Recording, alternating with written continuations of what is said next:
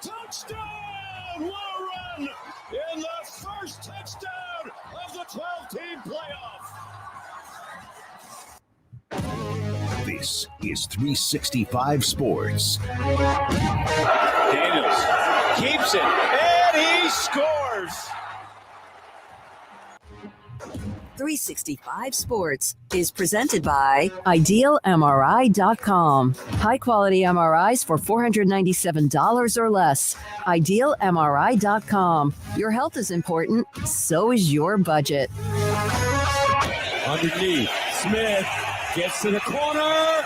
Money on the rise. Touchdown, Jeremiah Smith. 365 Sports is also brought to you by Texas Farm Bureau Insurance, protecting Texans since 1952.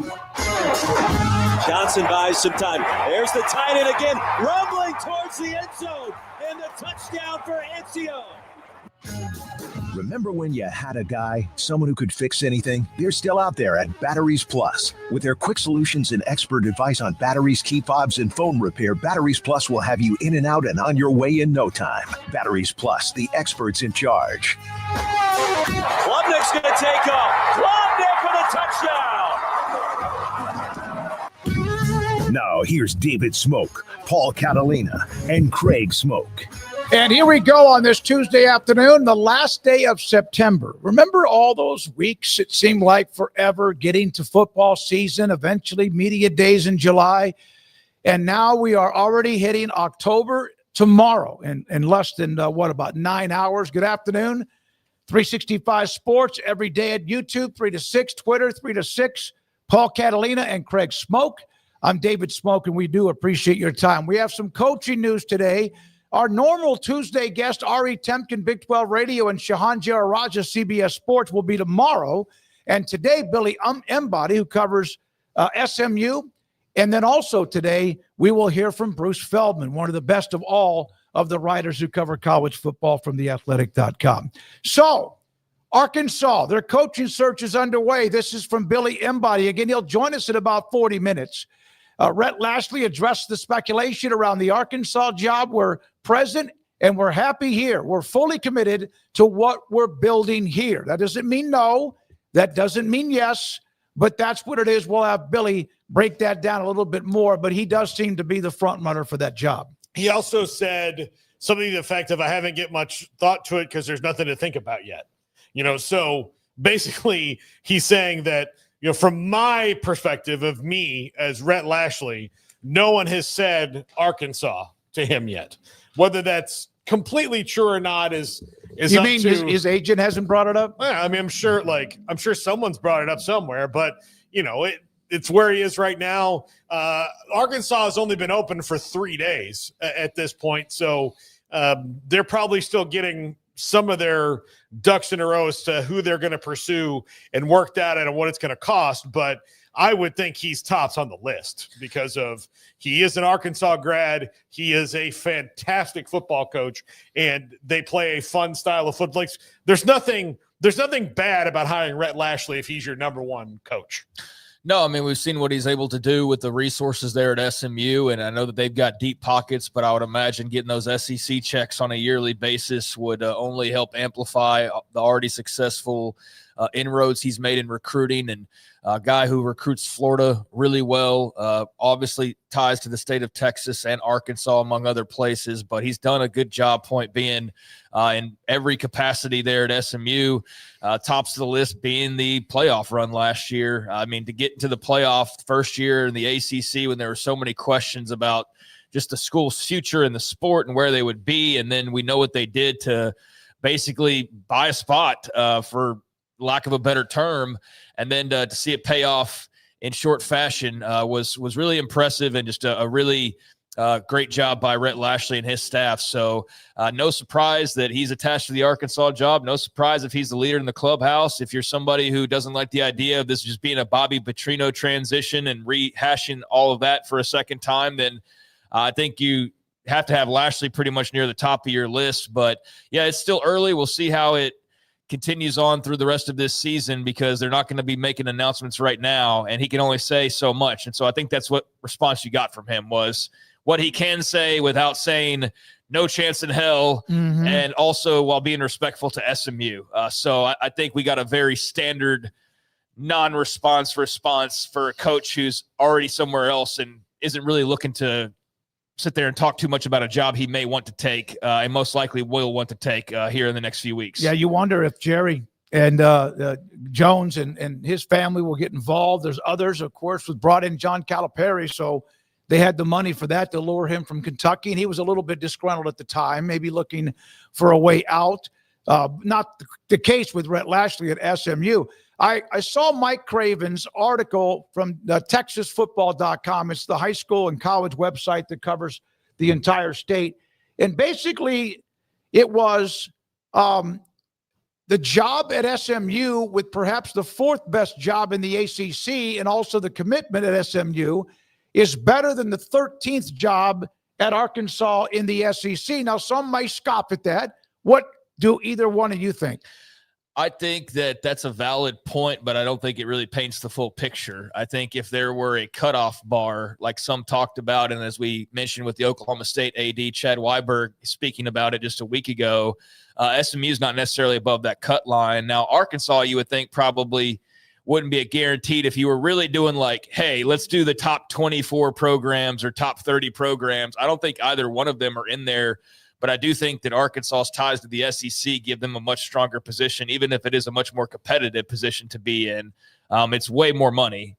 And it's a place in the most geographically sensible and number one league in the entire country. And even though you're maybe a bottom feeder at times in that league, it's not guaranteed you'd go to you're in the ACC and you're just going to remain on top for forever. So I think any SMU ACC question is answered easily by, well, what are the top teams in the SEC or ACC trying to do? They're trying to go to the SEC or to the Big Ten. So if Clemson and Florida State and Miami and hell, even Georgia Tech and North Carolina and Virginia and all these schools are trying to get out, I would think that that means that there's, in their opinion, grass and money that's much greener on the other side. So I think for Rhett Lashlee, sure, you could stay at SMU and be hyper competitive, but I think you want the challenge and you want to be among the best. And I think that that's a pretty easy thing to say is on the side of Arkansas. Here's the good news that he has. If he goes into and talks to Arkansas and gets any kind of like, this is not the time feeling, he's in a situation where they're going to love to have him stay and give him everything he wants. Sure. So it's not like, just any other say they wanted to hire the coach at, I guess it's Bill O'Brien, but just any random coach at Boston College. So Boston College, Arkansas wants the Boston College coach because he went to Arkansas. Boston College is really good. They've turned it all around and they've done more with less and all those different things. And the Boston College coach might take that job just because whatever he gets at Arkansas is going to be more well-resourced than it is at Boston College. But at SMU, that's a little bit of a different thing. So he has a lot more leverage than a lot of other guys in his position in the past would have to tell Arkansas no. Here's the thing about it, though. That Boston College coach hypothetical you're doing, the Boston College coach went to Arkansas. So in this case, Rhett Lashlee.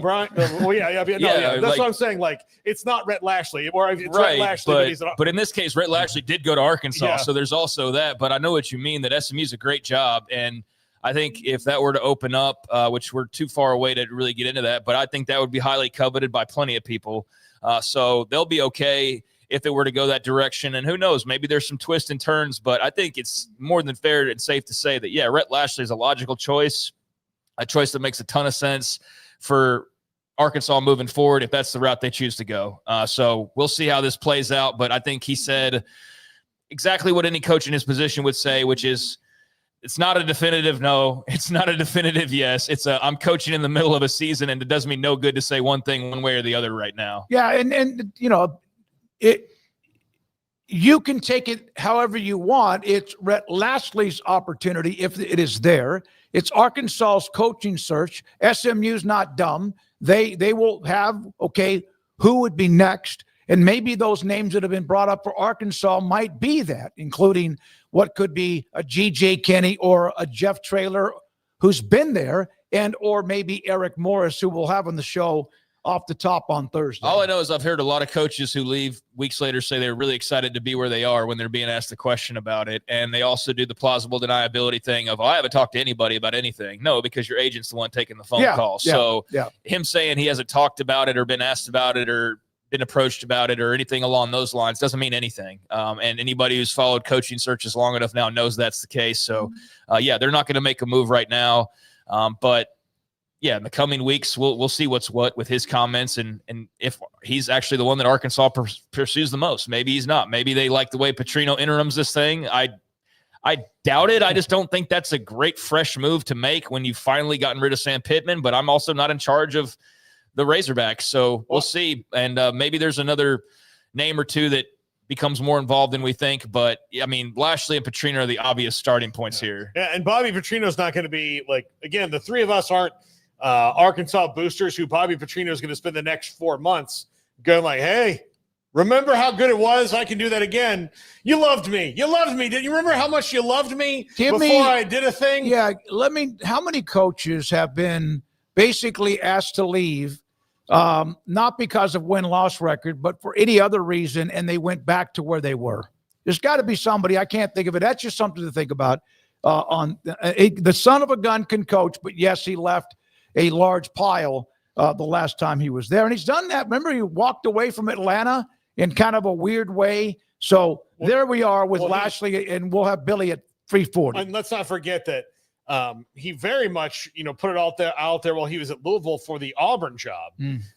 And the people in Louisville were like, he wasn't even trying to. And look, maybe it's more honorable to just do it out in the open. But he sometimes don't you wish they'd be transparent? Yeah, I'm interested in Auburn whatever. I thought the way that Matt Rule handled it while he was here and the Panthers were pursuing him and the Jets, that he was pretty open with the team about, how this thing works. And because I think you do have to be open with them. I think a lot of coaches aren't. They just kind of like, oh no, guys, I'm going to be here with you forever. And I only love you. And that's all that matters. I think you have to, especially when you're dealing with guys who are about to have these same kind of decisions in their life of, hey, look, I'm here. I love being here. That doesn't mean that I'm here forever, because sometimes other opportunities come along and you owe it to yourself as a human being to investigate opportunities, but don't take this as I don't love you anymore. One of the things about Rule was that, he made it clear that was his goal, to be a part of the NFL, but it just seemed like that the timing at times was just weird. And you always kind of had the feeling that Matt was looking elsewhere, but he's not the only coach ever to have that kind of philosophy or that kind of passion to move on. He was not the only one ever, but he was also probably the only one ever that did it after a losing season, and then did it again after a 7-6 season, and then did it again after a 10+ win season when everybody was finally warming up to him and trying to wrap their arms around this being a more sturdy thing. And the entire time, every offseason, win or lose, there were rumors about him going somewhere. So no, there were a lot of people that didn't want to wrap their arms around him because they didn't want to get heartbroken, because they knew that he was 1 foot out the door the entire time. So that was as much on him, in some cases, as it was on, I guess, the fans just constantly being flustered by that. But I know he managed it probably as well as he could have. You can't prevent ESPN from putting your name in coaching carousel articles and things like that, but you can tell your agent to cool it and to stamp out some of that crap when it's clear that it's becoming a distraction, which he never once did. So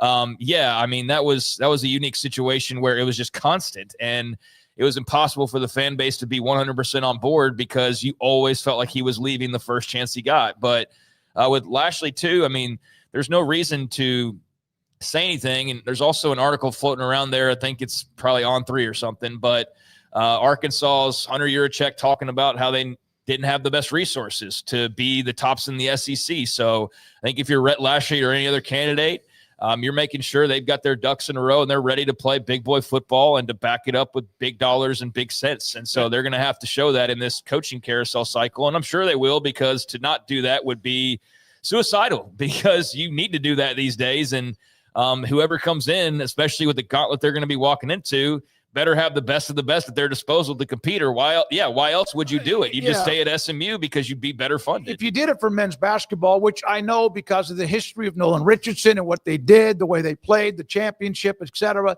you can do it for football. You would think Arkansas is not one of those schools among the 65 who are autonomy 4 that would be left behind. I just can't imagine that, even though it's a state, they've got their sugar daddies too. And I would also like to put this on Hunter Yurachek a bit, in that he says that they don't, they're not well resourced. Well, who was one of the most outspoken ADs in the country about not wanting to do any of this? Him.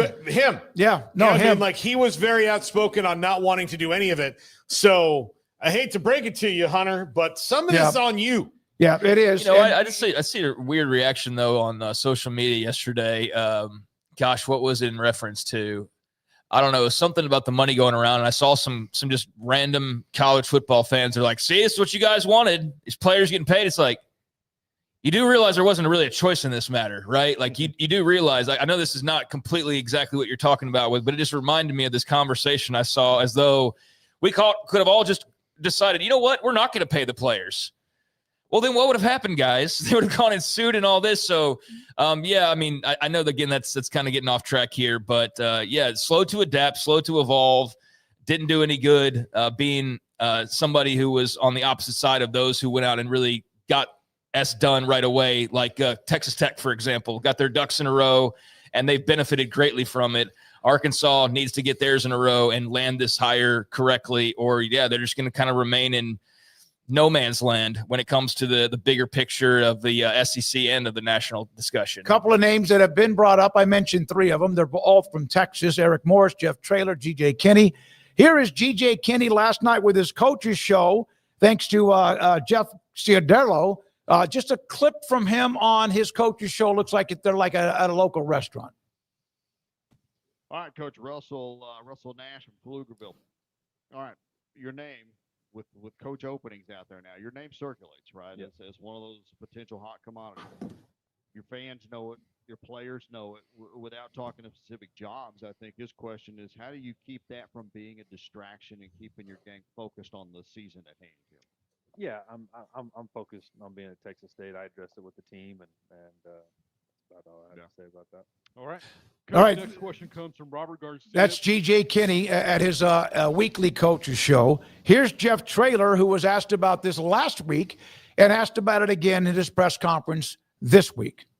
Visit it because it's always different for each kid, because some of our kids are from Arkansas, so they know more about it than other kids. Some of our kids are from Oklahoma, so they know more about it than other kids. And all the kids on our roster talk about that kind of stuff because that's what everybody else is talking about. So, I'll address it today again and remind them that I have a long contract here, and that was intentional, and how much we love it here. And we have plans for this place deep into the future. And we're not where I want to be. Everybody knows that. I think they know how impatient I am, and I want to be at the very top of every category we have. And we're not, but Dr. Compost and I are working our tails off to try to get us there. And that's a commitment that I've made to this place, and they've made to me. It just always moves slower than I want it to. But that's a long-term plan, and I plan on being here and seeing this thing through and leaving this place a lot better whenever that day is that we decide we can't do this anymore. But that's a long time from today, I hope. All right, so there's Jeff Traylor. We've had him on, GJ on many times, Brett Lashlee. But and Eric Morris Thursday, your thoughts? He said all the right things. I mean, he said all the right things. Yeah, a ton of times before. He's been through this the last several off seasons, so I think Jeff Traylor's pretty well conditioned to know how to respond to these types of things and know how to deal with it with this team. And if you're a senior on this roster, you've had him have this talk with you for like the last 3-4 years. Every year you've been there pretty much. So I don't think that UTSA is all that affected by it. I also don't think that they've got too much to worry about as it stands right now. I don't think he's the top choice, or maybe the top second or third choice even for Arkansas. So I think until you would see somebody else fall to the wayside, unless there's just this big negotiation going on completely in secret behind the scenes, I don't think you're too nervous about it if you're the Roadrunners fan base or the players right now. And I think with GJ, it's a little bit newer. He hasn't quite been through this many times. So he was obviously much shorter in his response to it. But he's a coach's kid, and he's been around a long time. I know he knows how to kind of stomp that out. So I don't worry that either team's going to be all that affected. And I think if you sign up to play for certain programs, whether it's even in the Big 12 or the ACC, like there's just bigger jobs, and you run the risk of, if you have a really good head coach, they might be called upon one day, just like you might be called upon to go enter the transfer portal by Michigan or something, right? So it goes both ways. I think both those answers are satisfactory, and the best you can do with where you are right now. You got to focus on this current team, because this Arkansas job's not being decided this week. They got games to play. So I think, it'll be an interesting search. It appears that Lashlee's like the favorite, but I'm super intrigued and can't wait to see if there's any twists and turns, or else we just fast forward 6 weeks from now and Rhett Lashlee's the guy. And if so, then I think Arkansas got a hell of a head coach. I do think that they'll try to do this quickly, but they're not going to rush it. They got time. Now we're starting to see that trend where coaches are being hired. So what we saw with Tech, when that job opened, when Matt Wells was fired, they went and got Joey McGuire. He was an assistant head coach at Baylor under Dave Aranda, and he left. So what happens? We're early. This is not like you're closing out the conference schedule or bowl season when a coach might finish out the year. We're discussing it's going to be October or so early when they hire. If it's any of these other schools, what do you do here? Do you finish out the year? Can you finish out the year? How does that work? I will tell you that most of them probably won't. And that is because there is a job that is bigger than all of these that is likely to open soon as well. And that is Florida.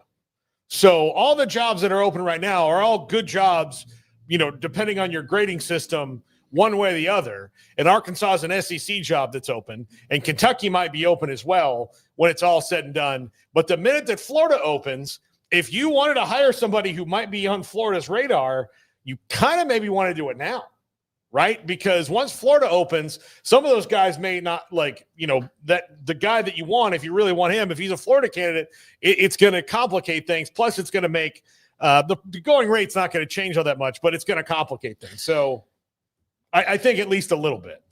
Yeah, I just don't think it's really swimming in the same pool. I think maybe Lashlee would be, but I don't think Jeff Traylor's a candidate for the Florida job, in my opinion. I don't think G.J. Kinney's a Florida Gators head coaching candidate. I was speaking probably more about Arkansas specifically. Yeah. I think that maybe a Lashlee would have to be kind of forced into something to prevent if Arkansas really wants him, I guess they'd have to hey, we need an answer kind of a thing, because maybe he would be interested in Florida. He spent time in Miami. Got a bunch of Floridians on his roster the last few years that have been impact players for him. But, I think you do have to be mindful of the other jobs that are out there or what that you expect to be out there. And you said it'll be early October. It is early October now. It's early October starting tomorrow. I know, because I've been working on a lot of things we do with sponsorship. November. So what I the Joey was in October. And late, though. And he moved on. But now you're talking about two head coaches, maybe three. One of those that might be right now entrenched with schools that are, they're in the middle of it. And you wonder how early in the season can you take another job and stay with especially the rules of the transfer portal, even though the timeline has changed a little bit. Well, I think with Joey, it was later in the year. It was in the last month. So we got another month till we get to that point. But even still, there's a big difference that you're missing. He was a position coach. No, I said that. I said okay. That. No, well, I said, that's not I said comparable. With him it was different because he was not the head coach. Right. Yeah. So he didn't coach linebackers, and they didn't skip a beat. They went on to just go win every game after he left, including the Big 12 title and the Sugar Bowl. So they weren't all that affected by it.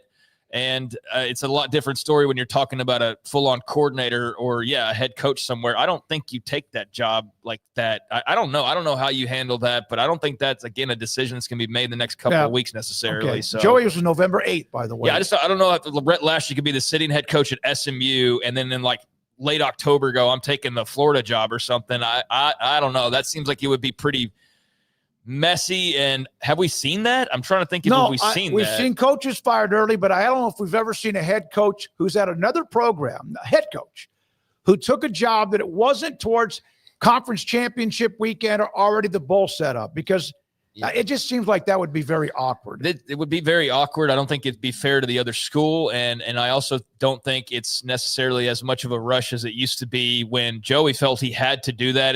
That's what he said in the past. He had to go get started, right? But that was pre-portal or like just at the beginning of it. So now like you don't have to go and get your December recruiting class or else you're all screwed in spring. It's like, no, you just sign who you sign and then you go ramp up the portal gets it and whatnot. So yeah, I don't know. I guess we'll see because there's a good chance that there is a sitting head coach in Rhett Lashlee, maybe others, that is going to be taking another head coaching job. So the timing will be fascinating. Yeah, when Joey did it was like, whoa. But he had to get there. He had to kind of help clean some things up and move into the future. He didn't coach there until obviously the next season. Doesn't mean he wasn't part of the everyday plans. All right, so we've had different stories about the quarterbacks in college football. I'm going to name a guy, and you guys tell me if he is, again, expectations that are put on by media, recruiting sites, NFL scouting sites, whatever. Who has met the expectations among these names? Cade Klubnik, for this year. Has not. Oh, awesome. Totally Heisman front run. Oh, wait, it's not opposite day. Yeah, of course he hasn't lived up to it. Garrett Nussmeier. Has not. Okay. In fact, our Garrett's going to change his own first name if he doesn't get better. He's going to be going by Lenny soon. Lenny Ross. He doesn't want to be Arch Manning. No. I feel like no, he hasn't, but also I think he had the most unfair expectations of anybody. But to the point of being the Heisman Trophy front runner, like he was leading into the season, and being like the first number one or the first overall pick in the NFL draft this upcoming spring. Yeah, no, he's not close to being that player. He was going to win the Heisman, win the national championship. That's still up for grabs. And then also be the number one pick. I never thought he would leave this year after this year, but we also understand if his last name was Felipe, I mean, it would not have been that way, but the expectations were just unbelievable. Yeah, if his name was Jaren Kiave Sangapolutele, then I don't think he'd be rolling in with those expectations, although JKS will probably be rolling into next year with like mock drafts, hyping him up and anything, even though he's got some time to play before he's eligible. But, I mean, yeah, no, for the colossal expectations Arch had, no, and I'm getting really annoyed by the amount of people who were directly a part of the hyping up going, why are you guys like acting as though he's supposed to be? Absolutely. It's like, dude, you were the one writing the article in March and April, May, June, July, and all the way up until we actually started playing games. No, it's putting gasoline on the fire of the hype. And now you're like, well, what guys, wait a second. This is unfair. I know Smokey won't get this reference, but he's probably seen the meme of the hot dog suit meme. Like we're all looking for who did this, but it's from a sketch comedy show called I Think You Should Leave. And the sketch is Tim Robinson, he's driving a hot dog mobile. He's wearing a hot dog suit. He's driven the hot dog into like a department store. And everybody's mad at him. He's like, hey, we're all trying to figure out who did this. We're all trying to figure out who did this. Yeah. And you're like, well, it was you because you're in the hot dog suit. So yeah, I thought they just get a bunch of mustard and start squirting it on the person. Now, let's see here. John Mateer. Yeah, he's lived up to it. Yep, and now that's placed on hold. But up until this time, who am I missing? He's Drew Aller. I think he's met expectations. Okay, I don't think he had super high expectations to begin with compared to a lot of those other names you're mentioning. I think that he was talked about as a Heisman Trophy contender and the quarterback of a team that could possibly win the national title, and the latter is certainly still possible despite what happened last weekend. But as far as being this no-doubter top NFL pick, again, I don't think he necessarily got that kind of talk compared to some of those other guys. But Diego, trying to think of like what his expectation. I guess he's lived up to him. I think I mean, he threw the bad pass. It ended the game in double overtime or whatever it was. He's got plenty of time. He's probably what I think most people, as far as an NFL prospect, they look at a lot of other things other than if you can't win the biggest game you play every year. He's been pretty much Drew Aller. So I guess he's lived up to expectations in that way. He's the guy that if you've been watching him for a while, you kind of know what he is, and he can be really good and he can make some bad mistakes. And I think we've seen a little bit of both of those things this year. So he's pretty much on on course for what you would expect. I think with the Arch, as quickly as people faded with him, I think they'll jump right back into his bandwagon, depending on what they do over these next 2 or 3 weeks. Yeah, I know we got to take the break to get to Billy. Embody here in a sec, but Senator Feinbaum, whatever his name is. He made such a bad prediction that he's going to run for Congress or whatever. Yeah, he's getting out of the radio bit. Yeah, he's like, he's the best thing since Tim Tebow. And I think like Tim Tebow is probably sitting there going like, hey man, that's not fair. Yeah. Give my guy a break. Well, he's smart. He and others figured out that it doesn't really matter what you say. It's just the reaction that you get. And then you just, when you're wrong, you just don't even acknowledge it, or you just say, yeah, whatever. And then you just move on to your next hot take. And I think he's perfect for politics, the way that you can say something on camera and people see it and then tell them and gaslight them that they didn't see what they just saw. He'll be a perfect politician. Yeah. One more name, Lenore Sellers. Oh, I mean, he had the to be determined. They've lost 2 games. One of them was without him. The other one was a tight game. I think he's been fine. I don't think I don't think it's all on him. All right, we have to take a break. How long is that Steve Sarkisian cut? Brandon, do you know? It's 2 minutes. Do we have time for that, Paul? No. What time is why Billy? not? Billy's at 3:40. 3:40. Then yes. Yeah. No. Okay. Here's Steve Sarkisian. He was asked about quarterbacks because he has one of them in Arch Manning, and UT. As long as he's there, always going to have guys that come out of high school that are highly thought of and expectations. I like listening to Sark. Here's his comment about the quarterbacks who have not yet or have maybe been rushed into expectations. Steve, obviously 2 really talented and relatively inexperienced quarterbacks with Arch and DJ Lagway this weekend. I'm just curious, for when it comes to building up guys like them, having worked with so many, what are the key internal components that you try to put in place to help them succeed? Yeah, I mean, I'm going to go on a little soapbox here, David, then I'm going to get back to that answer. You know, I think one thing that came out of this weekend as well, and I'm looking around the country at the high-profile players, I don't know if any of them are living up to what everybody said they were supposed to be. But we're in this era right now of everybody's got a phone, so everybody's got Twitter. There's 9,000 podcasts going on. The coverage over college football is more and more intense than it's ever been. And so players are getting put up on these pedestals really quickly in their careers. And I felt like this weekend I could feel some guys pressing, not so different maybe than Arch was pressing early on, to where they feel like they have to live up to, whether it's whatever they're allegedly making through NIL or because this is what the media is saying I'm supposed to be or I'm not being. College football players are getting critiqued and criticized more now than they ever have in the past too. And so this is a different era that we're in. And I think that we've got to do a great job as coaches of, I don't want to say shelter, but we got to protect our guys, and because they're not pros yet.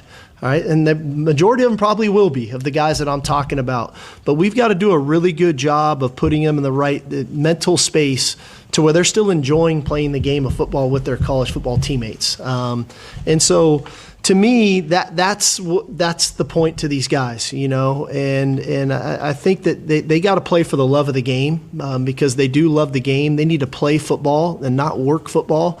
And I think that's something we've been working on with Arch, and I'm sure there's a lot of other coaches around the country that are going through similar things in that realm. All right, I just like the way he talks. Your thoughts about what he said, then we'll break. I think he's totally on a wavelength that makes a ton of sense and is right as far as the amount of pressure. And I mean, I see it every day. It does feel like there's 10,000 new college football shows like every day that are suddenly coming across your timeline or your feed or whatever. It's definitely covered more now than it's ever been covered before. We've seen an explosion in the last handful of years, really post-COVID.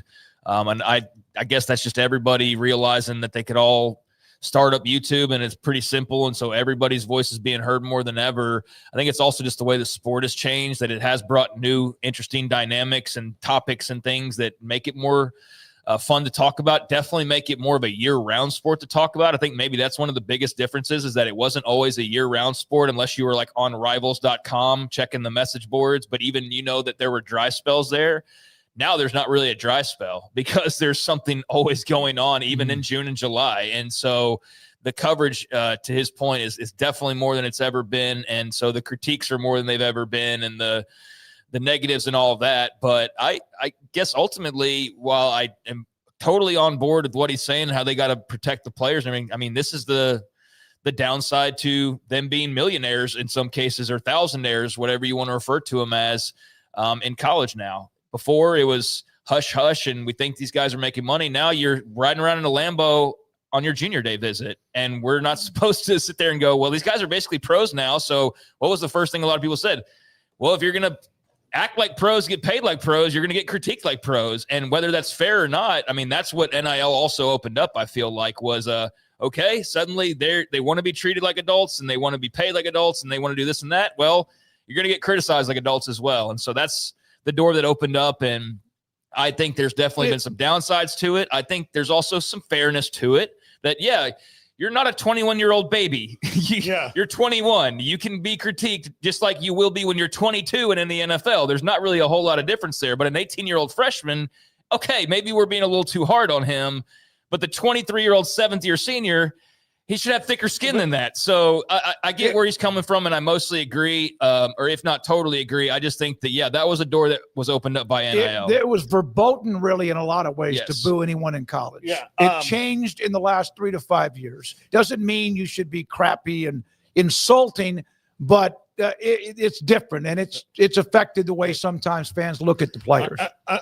I have two things to say about this. One, Sark, also, I admire that he didn't do the thing like, he's like, we have to protect them, but he didn't say, like, he didn't do what a lot of coaches are doing and just take away all access. He's just saying, we as coaches have to do a better job of educating them, of making sure they're having fun, of doing that. And it reminded me the first time I ever bombed really hard in a paid comedy show.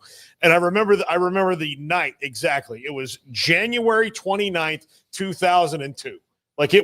I bombed hard. I went out, I was getting paid $200. I bombed. I thought they'd never pay me again. The headlining comic was a guy named Mo Alexander. And I was sitting between shows. I had to go do another show, a 9 o'clock show after the 7.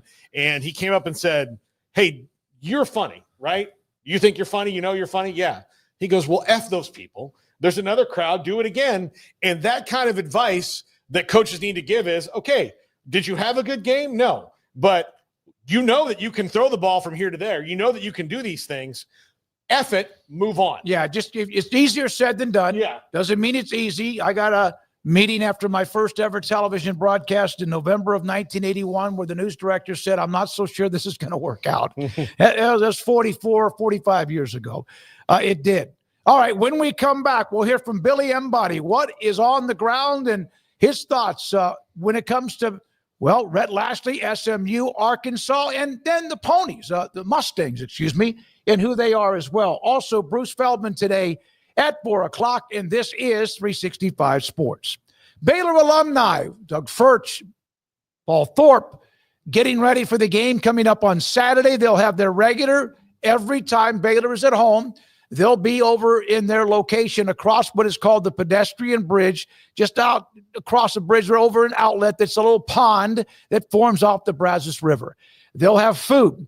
They will have entertainment. They will have all sorts of green and gold that they'll pass out to you if you want to be a part of that while the food and all of that last. Every time they're at home, they'll be out there 2 or 3 hours well before kickoff, and so that's what's going to happen. It's an early game, 11 o'clock kick on ESPN+. So if you're there, you can start to get there between 8, 9 o'clock, or even up until 10 or 10:30, and then, of course, head into the stadium.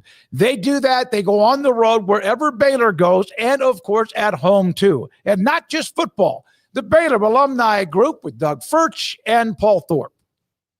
Go-to guy, can you fix my smartphone? Yes. Do you have car batteries? Yeah. What about golf cart batteries? Of course. Battery from a G-Fob? Absolutely. My boat? Huge variety. Toy boat? Sure. Motorcycles? You bet. My apartment building? Whole building. Do you have batteries for my party lights? Yeah. Batteries Plus, the experts in charge. At BK Ford, we step onto the field every day for our customers. Here, legends are born and glory is earned. The spirit of competition unites us all as we stand as one. It's more than a truck, it's a passion. Get ready for the thrill, the triumphs, and the unforgettable moments that only BK Ford can deliver. Are you ready to experience better? BK Ford.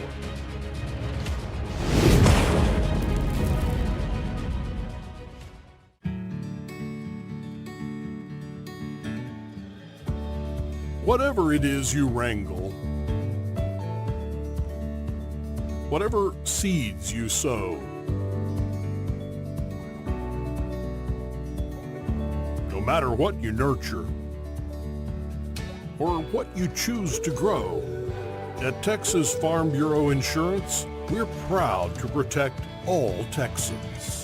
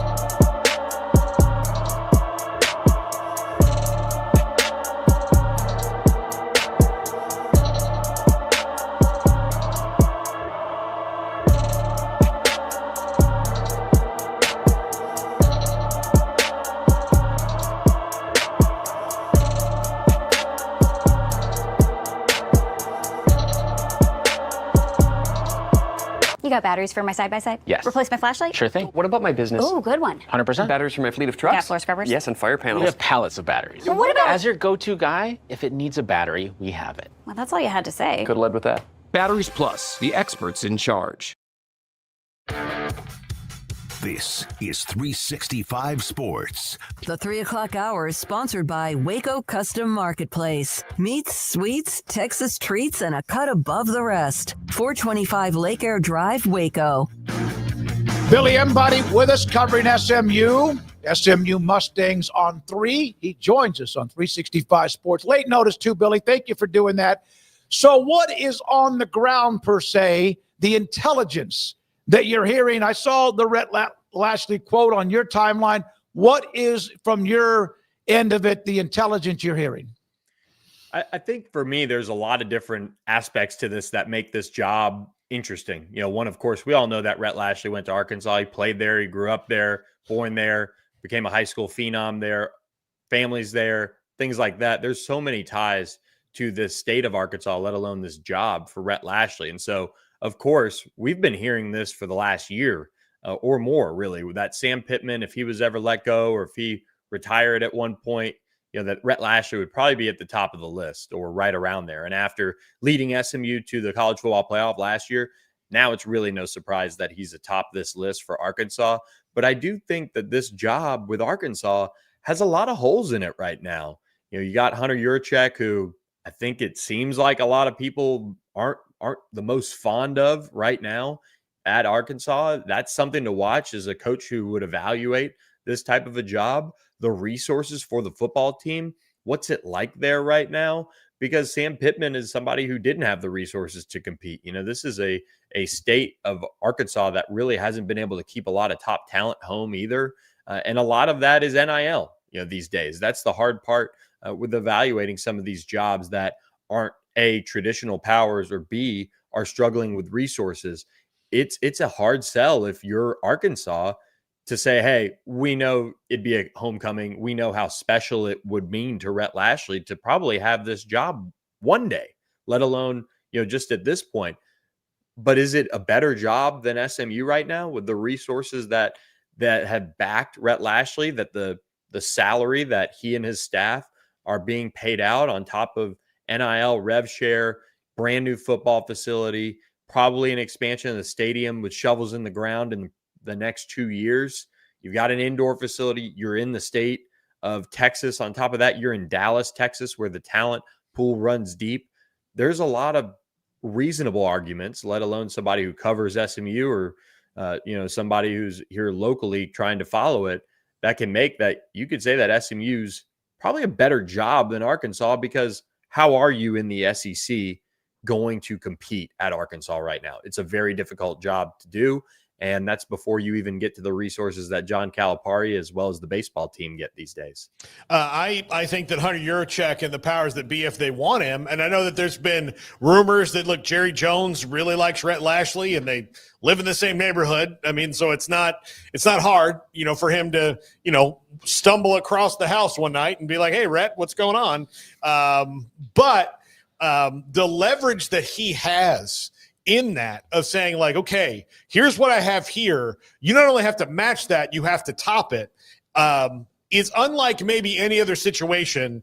Like, I'm sure they're sitting there like, could Rhett have been the coach at almost any other school, right? Yeah, it's a really and I'm not so sure Jerry Jones is pulling the strings here, considering he got Chad Morris to go to Arkansas.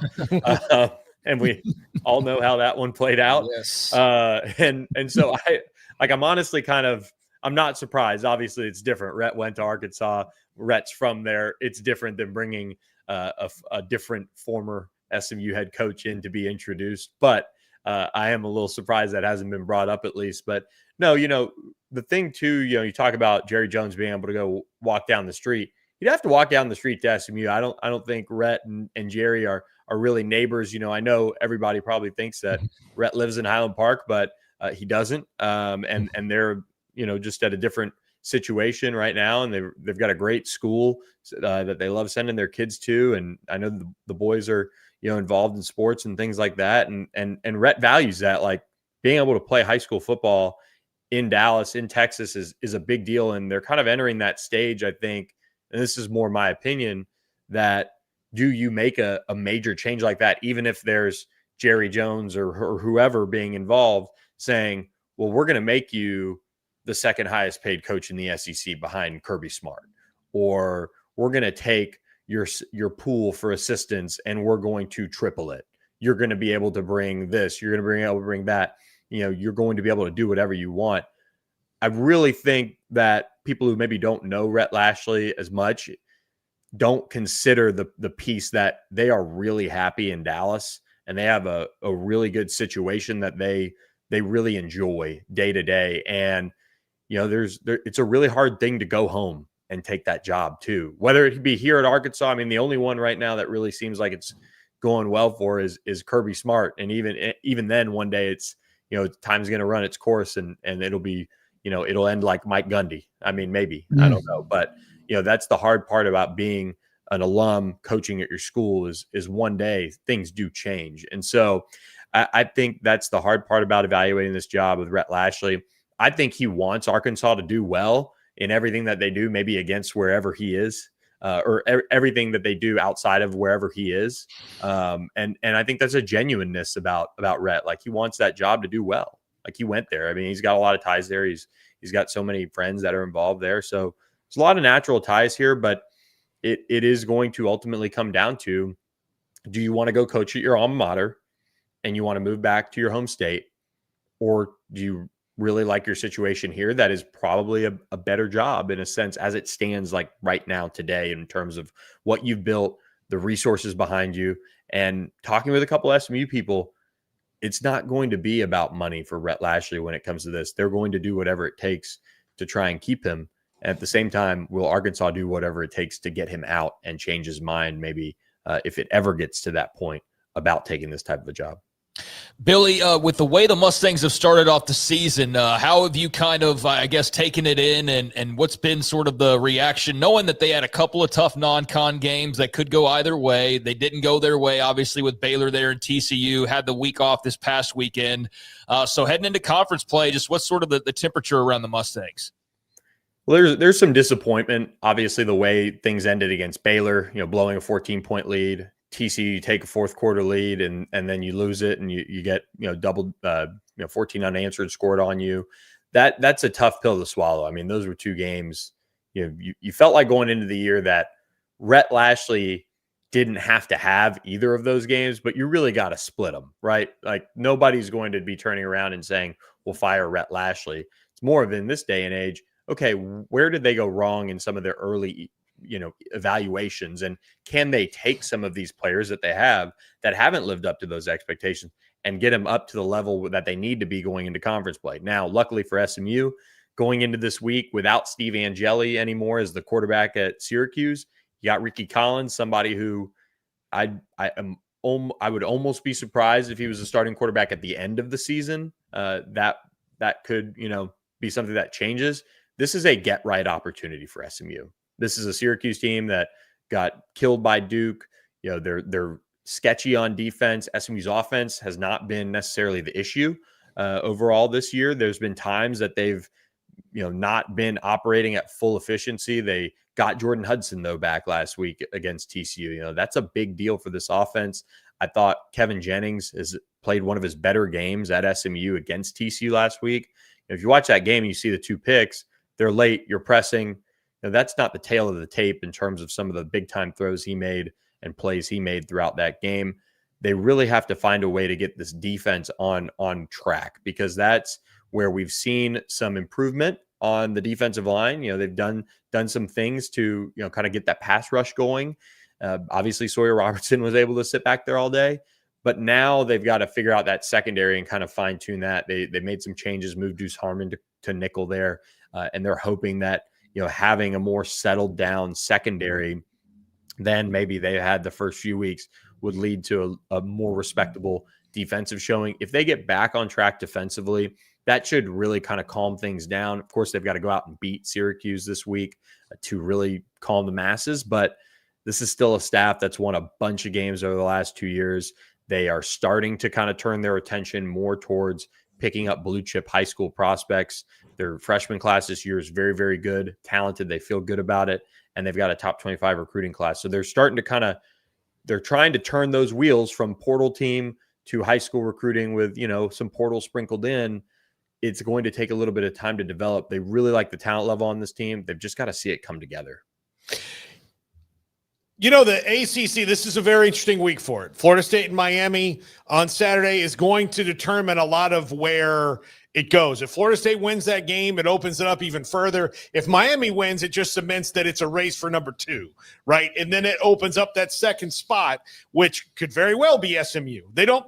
There's teams that they don't play. There's teams that aren't good. So really, in spite of the disappointment, they're not in a position where they can't still wind up in that ACC title game as one of those 2 teams right now. And that's the beauty of this league. Truthfully, for SMU right now is they have a chance to go out, and if you assess their conference schedule now, okay, that Miami one really looms large. Clemson, the way they've looked, yeah, it's going into Death Valley, but if you're a program that's trying to stay at the level that SMU has been at the last 2 years, which is top 25 team, playing well in some big games. SMU basically broke Pitt last year and they fell apart down the stretch. They beat Louisville at Louisville, who then turns around and goes and beats Clemson. All of that while making a quarterback change, early in the season. This is a SMU roster that is not totally, not talented enough to make a run to Charlotte again. And that's I think for SMU fans, if you're sitting there on your bye week and you get back from, watching some Texas high school football, or, you're watching whatever Friday night game and you see, oh my gosh, Virginia takes down Florida State. That's why you should at least be going into conference play saying, well, this is a little bit more doable than maybe you would think sitting here at 2-2 with 2 close losses. It's a different league, that is kind of similar to, college football as a whole. It seems really wide open. And if Miami can beat Florida State, that really puts the Noles behind the 8 ball as far as, making it to Charlotte. 2 losses is really tough to overcome in this race. And SMU doesn't play a Georgia Tech, but they do get a Louisville at home. Those are all key pieces to watch as this race unfolds.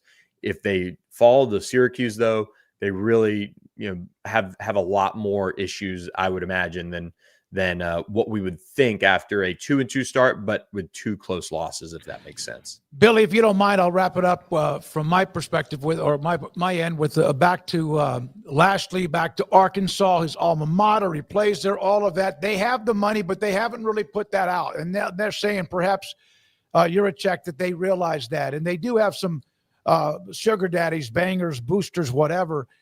They have a bigger stadium. You hear about it, and listen, I get it. SMU is what it is, like Baylor or TCU and some other schools. They're just not Their stadium is not very big, and rarely do they have a lot of it's very rarely sold out. Could that be something that in the end makes any difference whatsoever? Because it seemed like SMU will match whatever they need to keep him, but the facilities, as much as they're trying to do, are still what they are. Yeah, it's funny. SMU's selling out this weekend against Syracuse, so that'll be interesting to see who. It'll be interesting to see who numbers and things like that. Announce attendance versus what it looks like on Saturday. But when you look at SMU, they're not going to have what Arkansas has as a stadium, and that's the allure of the SEC, right? I mean, outside of Vanderbilt, all these stadiums are those ginormous cathedrals of college football for the most part, and some in better shape than others, but they are usually, if the team's worth anything, they're packed out or they're 70,000+ people, and that is a tough pill to kind of swallow when that is maybe the thing for SMU that is holding itself back. Now, watching SMU as a program, all they have left really outside of a conference versus ACC versus a Big Ten or an SEC is they've got to fix this stadium, right? 30-something thousand. When it's sold out, it's a fun environment. It's loud, and sellout stadiums are just wherever you can find them for the most part.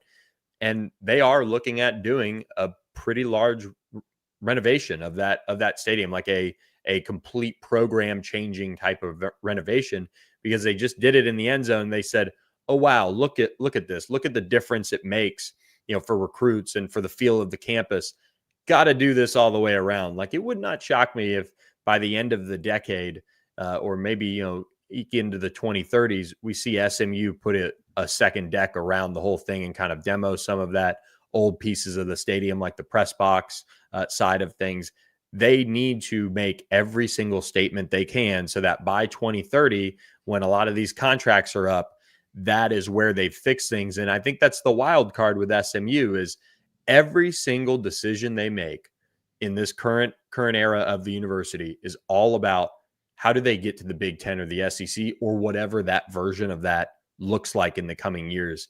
And money really isn't an object when it comes to discussing those things. So that's kind of the wild card. Of course, in the current environment, SMU, their stadium, not going to match what Arkansas has. And, for somebody who grew up going to games and who played for the Razorbacks, when you're standing under that stadium, which just got an update a couple years ago, it's probably pretty special. Does it outweigh all of the things that you're going to have to fix and put out fires and try to get your own culture and things on track in a world where 3 years from now, that flies by pretty quick?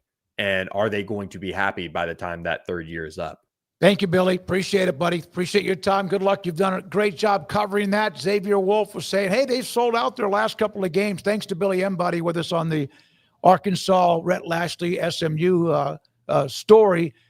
They have, and that's great. And I hope they do again against Syracuse. And again, that's been the rarity. That's been the exception, not the rule. When it becomes the rule, good for them. I hope they do.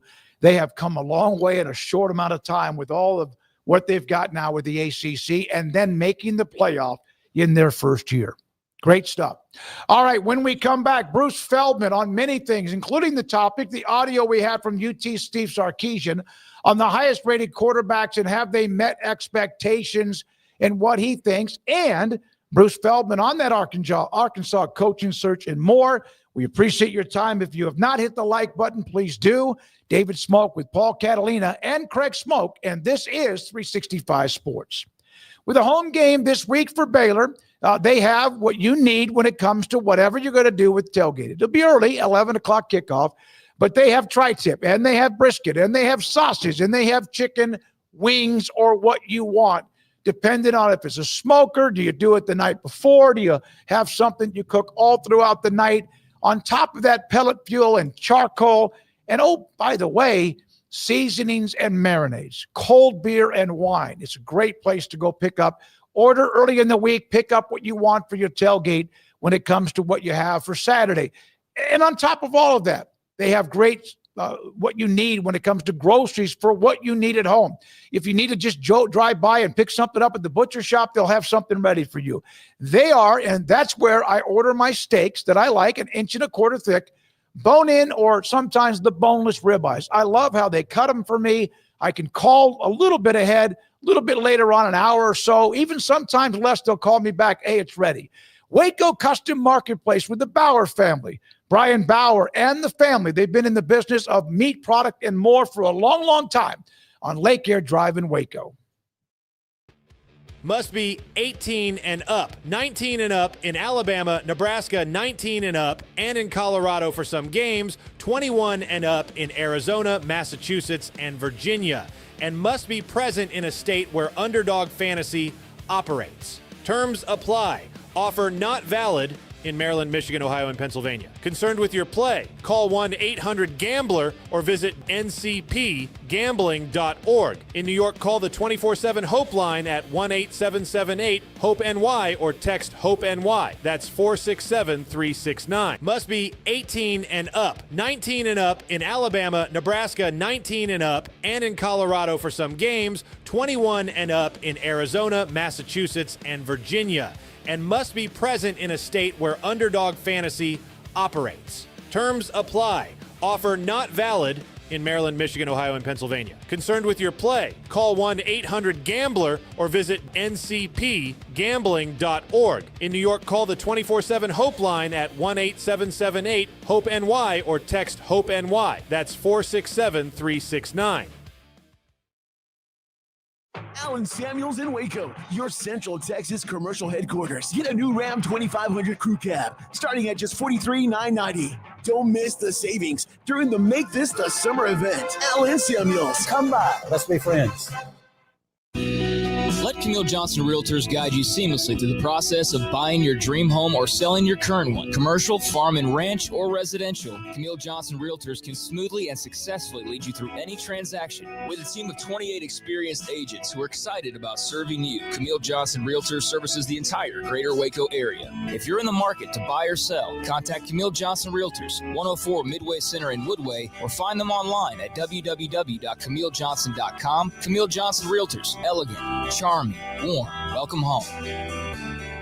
Pizza, burgers, and Bears football. There's no place around Waco that serves them all other than Bubba's 33. Come show your green and gold and enjoy some of Waco's best food and beverages while watching your favorite team, the Bears. When real Bears fans get hungry, Bubba's 33 is the #1 spot for ice-cold drinks, hand-stretched, stone-baked pizzas, and bacon-infused burgers. Join us for indoor or patio dining. Bubba's 33, Waco's restaurant and proud supporter of Baylor Bears football. Sick 'em, Bears. Don's Humidor, your home with a 48-foot walk-in humidor with the elite cigar brands from around the world, including the #1 cigar of the year, Aging Room Cuatro Nicaragua. Plus, they have the great brands like Macanudo and Artur Fuente, Rocky Patel, Aston, and so much more. CBD, great for sore muscles, aches and pains, sleep, Vita Dreams, and anxiety, mild depression, general health and wellness. Their staff very knowledgeable on the subject. Don's Humidor in the Townwood Shopping Center off Valley Mills in Waco. Ready to take your business to the next level? Carrion Solutions has got you covered. We deliver world-class IT consulting, including Quest On Demand and Migration Manager, M365 and Exchange migrations, Active Directory assessments, security hardening, and Windows Server upgrades. Our experts specialize in consulting, monitoring, support, and managed IT services. We promise vision, professionalism, and unbeatable value. Satisfaction guaranteed. If you're not happy, we make it right. Remember the name Carrion Solutions. For more info, email sales@carrionsolutions.com or visit carrionsolutions.com. That's CARRION solutions.com. Carrion Solutions, IT success guaranteed.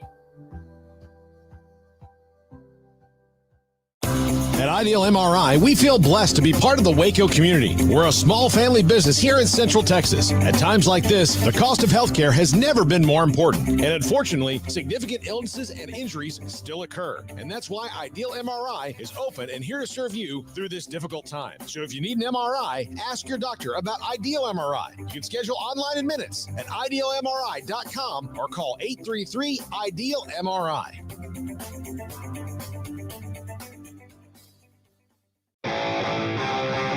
This is 365 Sports. Text us at 254-339-1122. The text line is sponsored by Riverbend's Liquor and Wine, with the most extensive variety of craft beer in Waco. A hidden gem on Lakeshore Drive and 19th Street. Bruce Feldman, senior writer for theathletic.com on many things. One, he did a column earlier today about the quarterbacks and the high expectations. We played that audio from Steve Sarkisian. We'll get to that.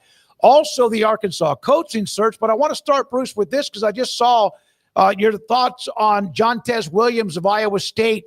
I was wondering why, and I'm not a gambler, but I noticed that the number or the line with Iowa State Cincinnati has dramatically changed. And then I realized they've already lost another cornerback in Jeremiah Cooper. That's a huge hit to otherwise a stingy defense.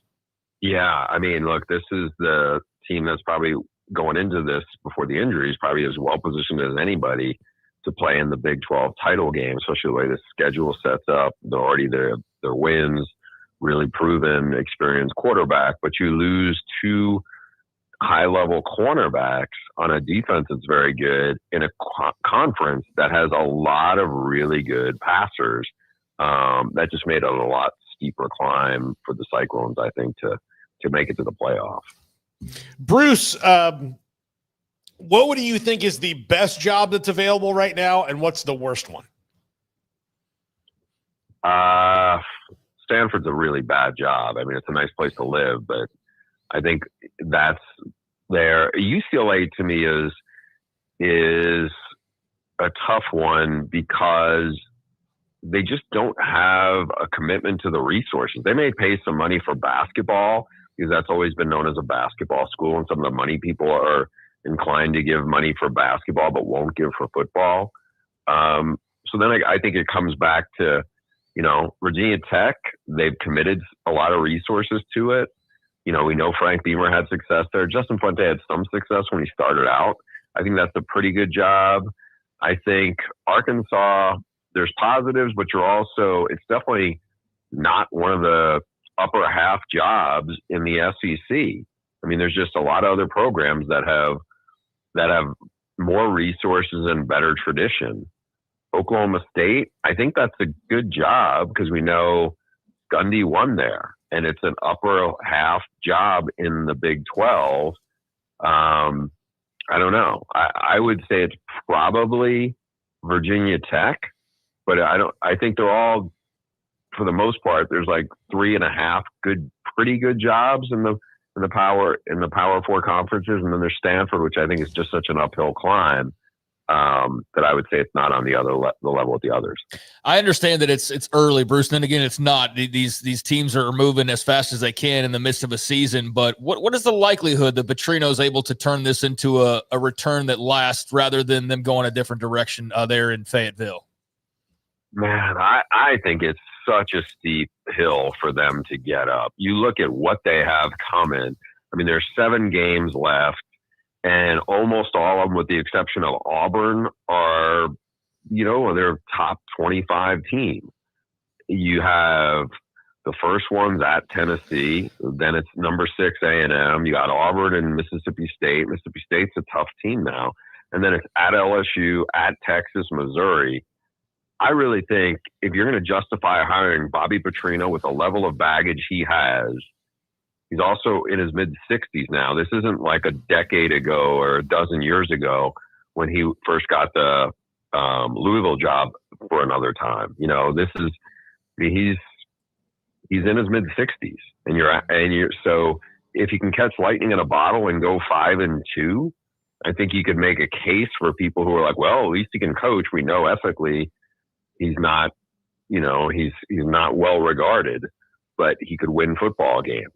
But I think asking them to go 5-2 with the defense they have, that's in the schedule they have, I don't think that's very realistic. I think that's a long shot at best. We just had Billy Embody. He covers SMU, and we were talking about the job with Arkansas and SMU.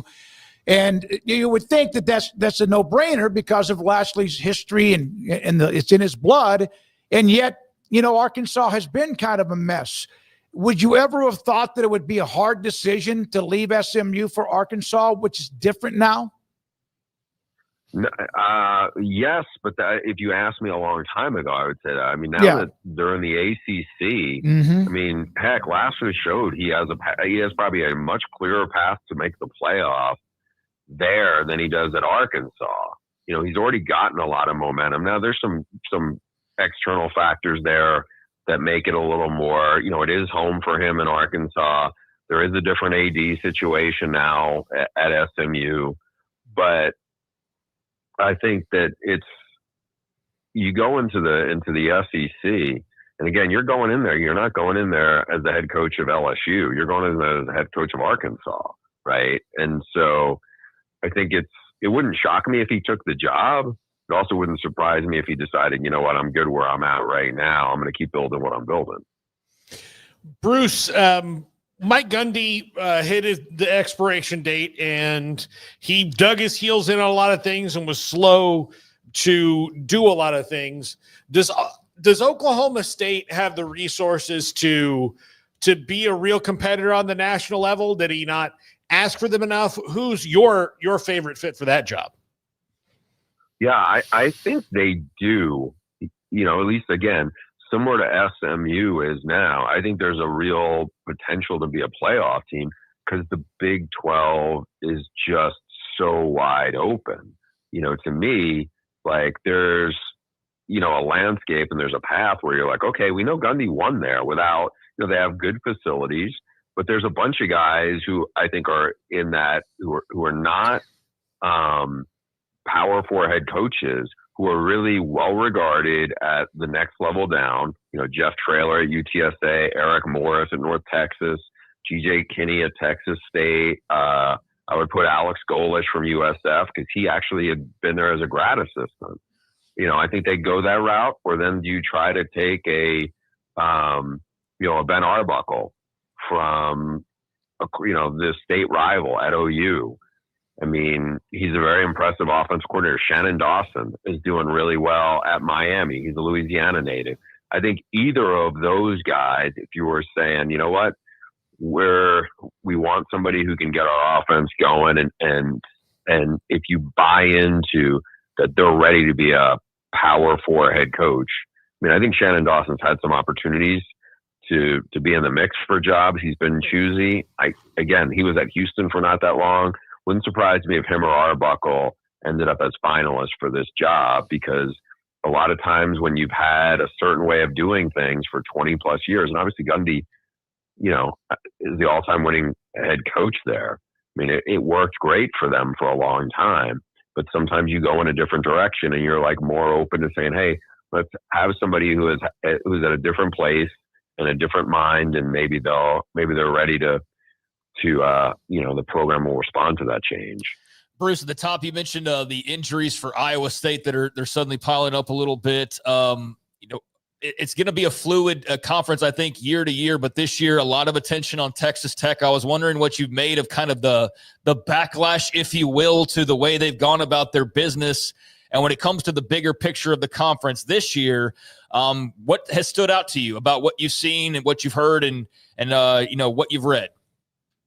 Yeah, I think it's been a conference of a lot of really good quarterbacks. I think there's not a lot that separates maybe the first 12 teams in it. Again, we were down at Big 12 Media Days and talked to a lot of coaches in the conference about what they feel like about Texas Tech, the aggressive portal spending spree that they went on. And there's a lot of coaches who admitted they're jealous of it. They're curious to see how it plays out. But if you watch them and what they did against a really good Utah team in a tough place to play in Salt Lake City, I mean, they out Utah. They were more physical.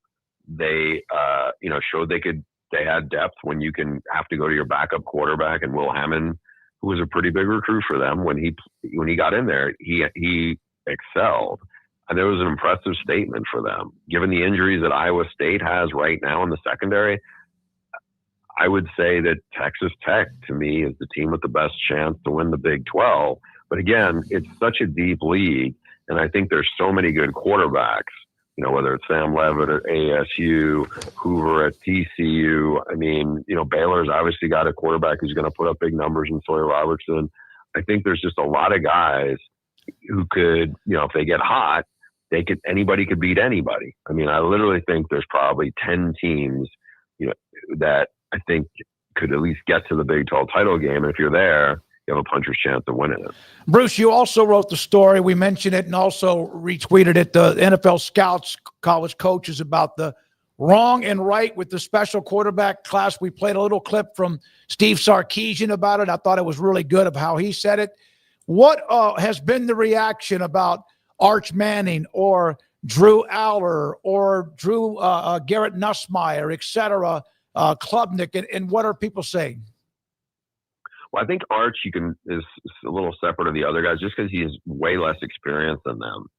And so there's definitely some concern about some of the struggles, but I think the stuff you hear out of folks inside Texas is very confident that, all right, he's going to play his way through this and he's going to come out the other side very, much better for it. I think people are still very high on him there. You got to remember 4 new starters on the O-line. The go-to receiver is now a Green Bay Packer. There's just a lot of things that changed in addition for him, and you see a guy who might be pressing. For Cade Klubnik, you're talking about a 3-year starter, a lot of talent around him. It's been disappointing. He's been late on throws. It looks like he's really uncomfortable, and something is just, it seems like it's beyond just him right now, but I think he seems like he has regressed.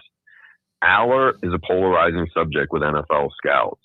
They look and see a really big guy with decent mobility, with a big, strong arm who can make all the throws. And at times, there's some wow factor. But like you saw last week against Oregon, like you've seen time and time again in big games, he has struggled. And I think that is why there's some concern now, because now people have seen him. This is his 3rd year as a starter. Nussmeier is a case where I think people are disappointed at LSU and how they're playing, and especially the offense there. They can't run the ball. But the scouts I talked to still like him, but they're like, when they watched him, especially last week against Ole Miss when they lost, they see a quarterback, they think something's off. He doesn't look like he's healthy right now, and he's trying to play through it. And they feel like, and this has been some chatter behind the scenes about LSU. Is he close to 100%? It doesn't look like he is. Bruce, what does James Franklin do to kind of rally the troops throughout the rest of this season so that Oregon doesn't beat them again in some other games? Because he can't kind of run away from the numbers at this point. Yeah, I mean, they have to find a way to get through this. I mean, they look like they play tight in almost all these big games. We've had a bunch of them on Big Noon. We obviously saw the game last Saturday night. Everything seemed to be in their favor setting up. It's a whiteout game. It's a night game, in a raucous environment. You got a relatively inexperienced starting quarterback who's coming in there on the other side with a rebuilt offensive line. And Oregon took it to them, and Penn State looked tight. And I don't know what it takes for them at this point to say you're going to get a different result. I mean, on our podcast, The Audible, Ralph Russo referenced, Charlie Brown and Lucy trying to kick the field goal and kick the football. And it just keeps having the same heartbreaking results for the fans and for the people involved. I don't know what it's going to take to fix it right now. They certainly have the talent. They just don't seem like a team that's playing with the right mindset in the big games, though. It's different. I've brought this up with Bobby Bowden and Tom Osborne, a couple of guys that took a while. They won big games, but then there was always the game. They finally broke through. What do you think? I wonder what I can't hear from Bobby because he's gone, but I wonder if they could give him any advice. Is that a good analogy? Or those guys, and they were, I think, a higher level, but they struggle with that big game too. Yeah, I think that's possible. I think what's a little different in this day and age, not to say that it didn't matter back then, but there's so much of, and you guys know this, I mean, especially, you covered the media and college football even longer than me, but I think there is an element of like this echo chamber. You can say block out the noise all you want, but social media is around now. It wasn't like that 20 years ago. And I think, there's just, everything is way more connected than it was 20 years ago. So I just think it's a different environment. It's hard to block it out for your players. It's honestly hard. It's hard for the coaches to get away from it. And I think that plays a factor in some of this. I really do. One last thing. You wrote the book, of course, you're with the Mike Leach and Swing Your Sword and all of that. And, of course, we all miss him. What would Mike Leach say about today's college football? I don't think he'd probably love the portal, to be honest. I'm not sure how much he'd like NIL. So that part, I think, would make him a little bit irked. I also think he probably wouldn't love that the Pac-12 fell apart the way it did, you know? And I don't want it to be like, oh, Mike would come out of this and just be miserable at looking at everything, because at the end of the day, he was actually a fun guy to be around. But I think some of those other things would be an adjustment for him, like it is for a lot of older coaches.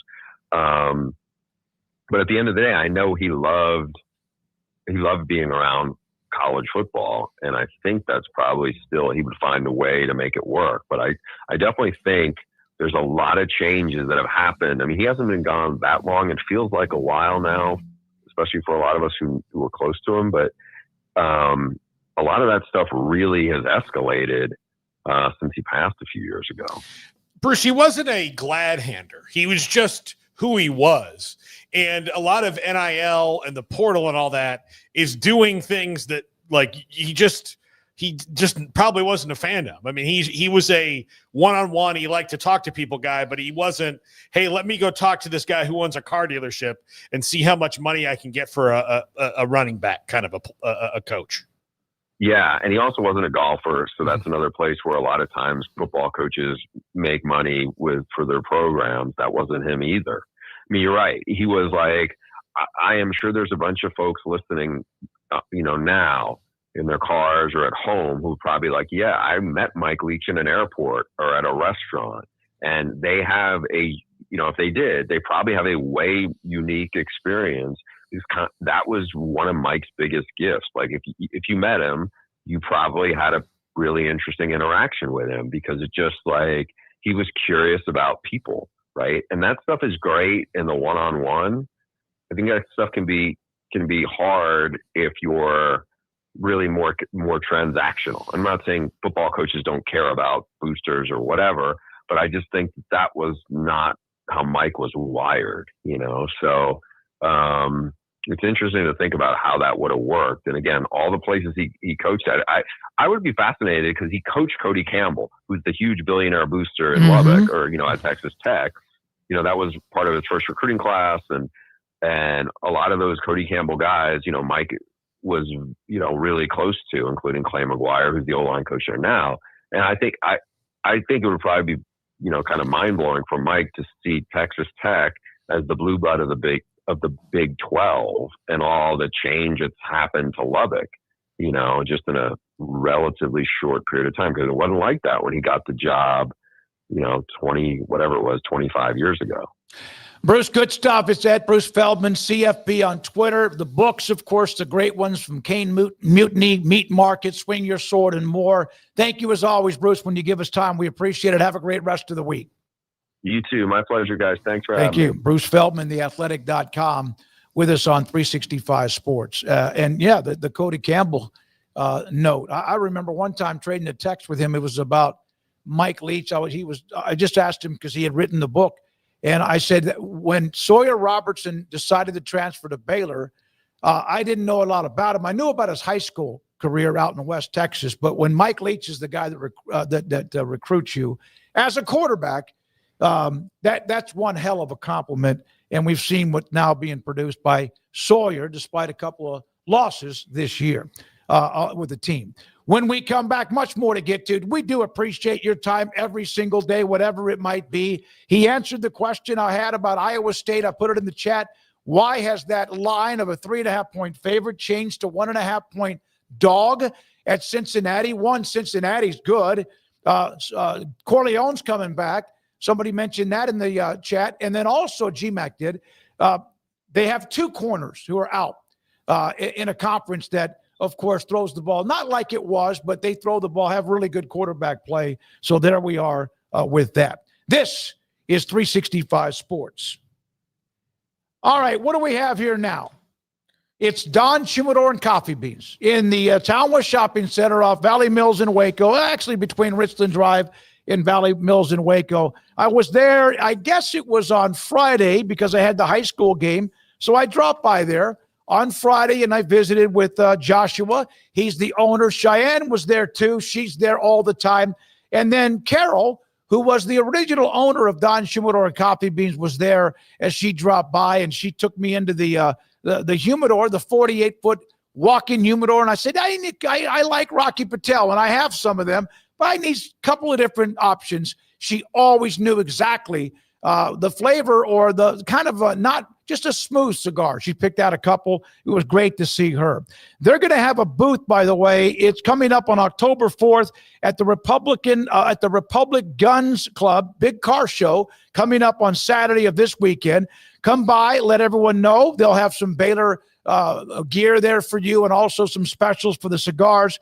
If you say I sent you, you can get 10% off any purchase at Don Humidor, and their also booth they'll have at the Republic Gun Club big car show. Tell them I sent you. Get 10% off any of your purchase coming up on Saturday. It's Don Humidor and Coffee Beans in the Townwood Shopping Center off Valley Mills and Richland Drive in Waco. Allen Samuels House of Travel is a full-service travel agency with highly experienced travel consultants plus support staff with over a combined 150 years in the travel business. They are ready to take care of any travel situation for you, your family, and your business, and with the kind of knowledge to complete a seamless itinerary trip start to finish. They will search for the best deal to accommodate your budget from air to cars, ship to shore, hotel, and even meeting space. Name a destination and they've been there. They know the places to go, and international and missionary travel is one of their unique specialties. Allen Samuels House of Travel, celebrating 50 years in business. Call Connie, Sherry, Linda, or Bambi at 254-776-2560 or find them on Facebook or at houseoftravelwaco.com.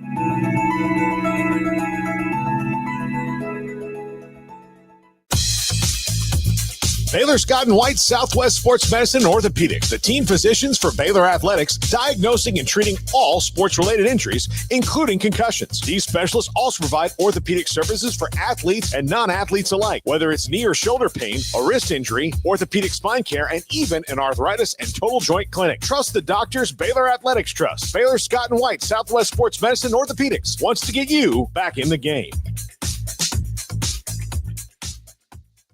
With so many companies and policies out there, it gets so confusing shopping for insurance, and I never know if I'm getting the policy that's right for me. Luckily, I met the team at the Niche Group Insurance Agency. With the Niche Group, you can go to one company and get access to coverage options from many insurance carriers, and you get to speak to a real person about your specific coverage needs. With the Niche Group, I know I'm getting the right coverage at the right price. If you need insurance, talk to the experts at the Niche Group at 1-800-258-8302.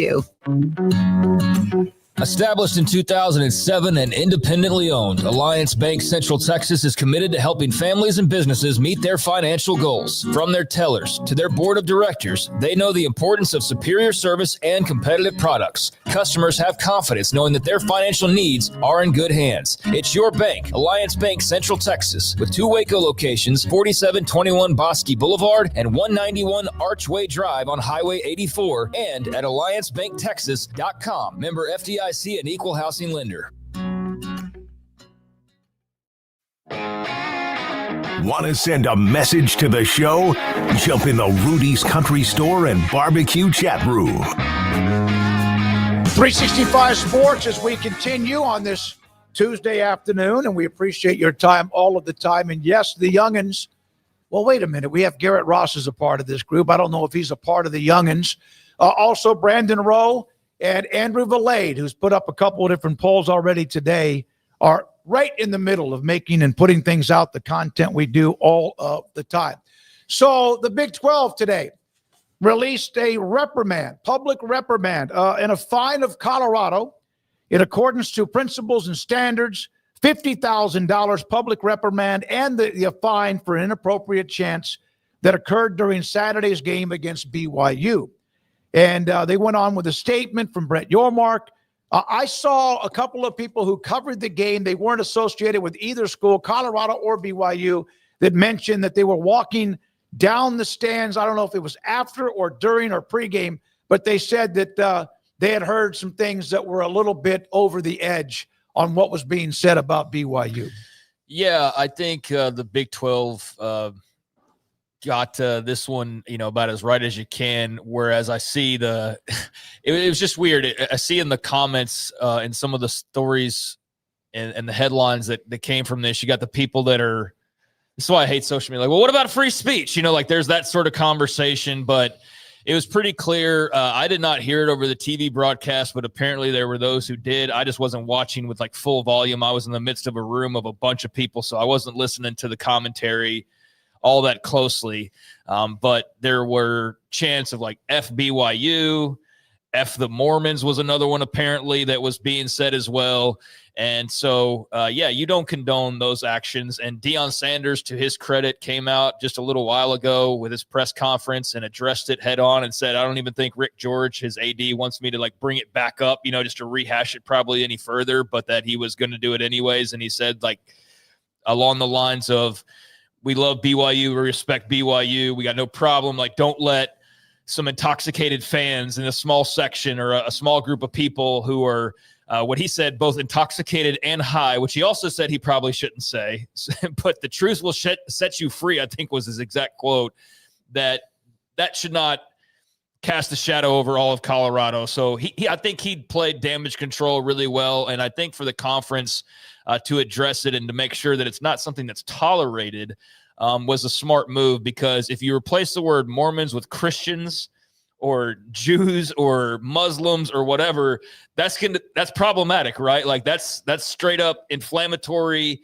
and unnecessary. And so I think a pretty easy call by the league to say, yeah, we're going to stomp this out, and the school is going to get punished if they don't keep their students in check. Easier said than done, I know, when you got just a pocket of people in a stadium somewhere.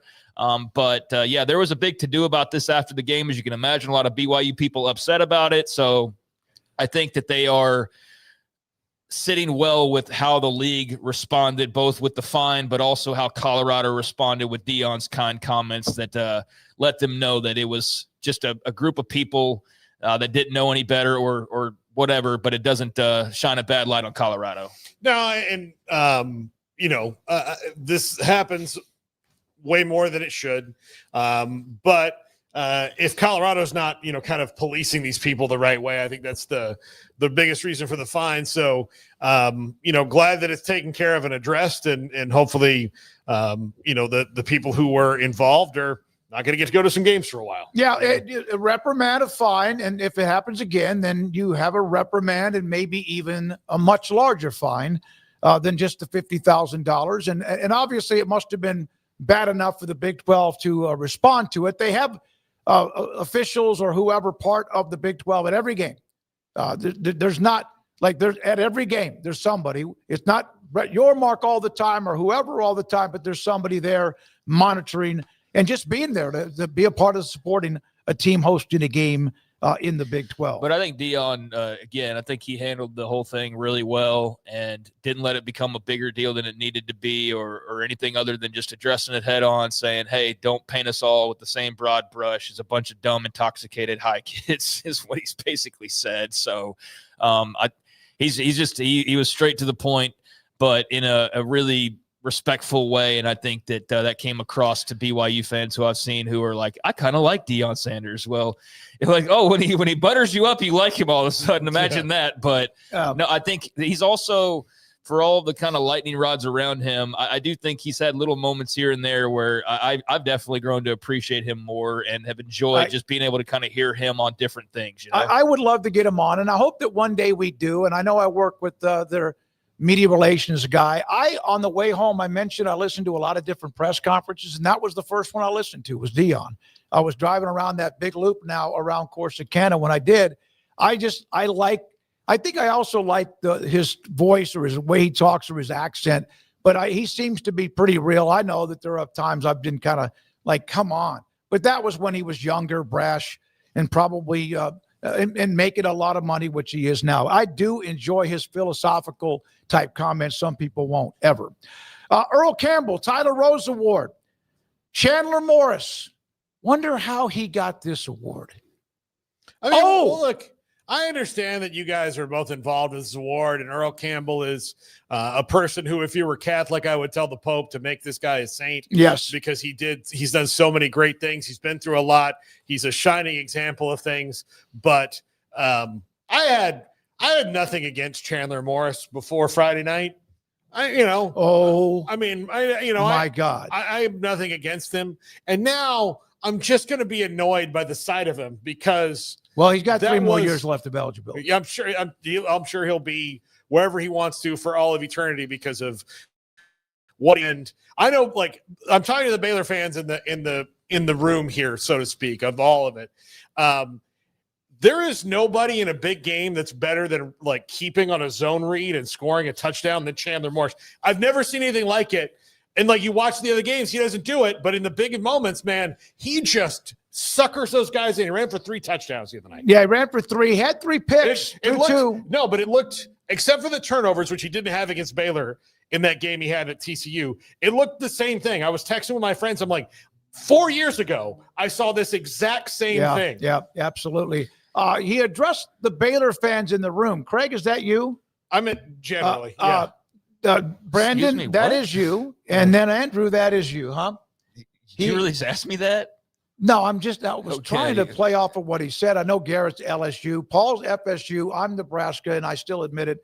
And Craig, of course, Oklahoma. Brandon and Andrew both graduated. I meant generally in the room, like watching us all over the place. If you're a Baylor fan, you and I feel the same way about Chandler Morris now. Like, it's just – he annoys the hell out of you. How did that – and you say, how did he do that? His stats overall, 37 yards rushing, 229. He was very efficient throwing the ball, had the 5 touchdowns, 3 rushing. He did throw 3 picks, but he is the player of the week. Yeah, I was kind of torn on this one. For full transparency, I put together the stats and everything each week for this award, and it was the first time ever there's been a guy with multiple more than 2 interceptions that's been on the list, much less won the award. And I don't know how to quite feel about that. I don't know how to quite feel about a guy who's thrown 3 picks. I struggle with that. And so I don't know. For me, that was a tough choice. I didn't have to eventually make the choice. I just presented the information and let others make the choice. But yeah, that almost felt really weird to me to have to put a guy with 3 interceptions and then see him get voted player of the week on top of that. But the rest of his numbers were really good, and it was clearly a huge win for that football program. So I get it. It's a top 10 win, and he made the plays to help win that game. So I can stomach it. It just felt weird to put 3 interceptions on a list. But what a win! What a great win!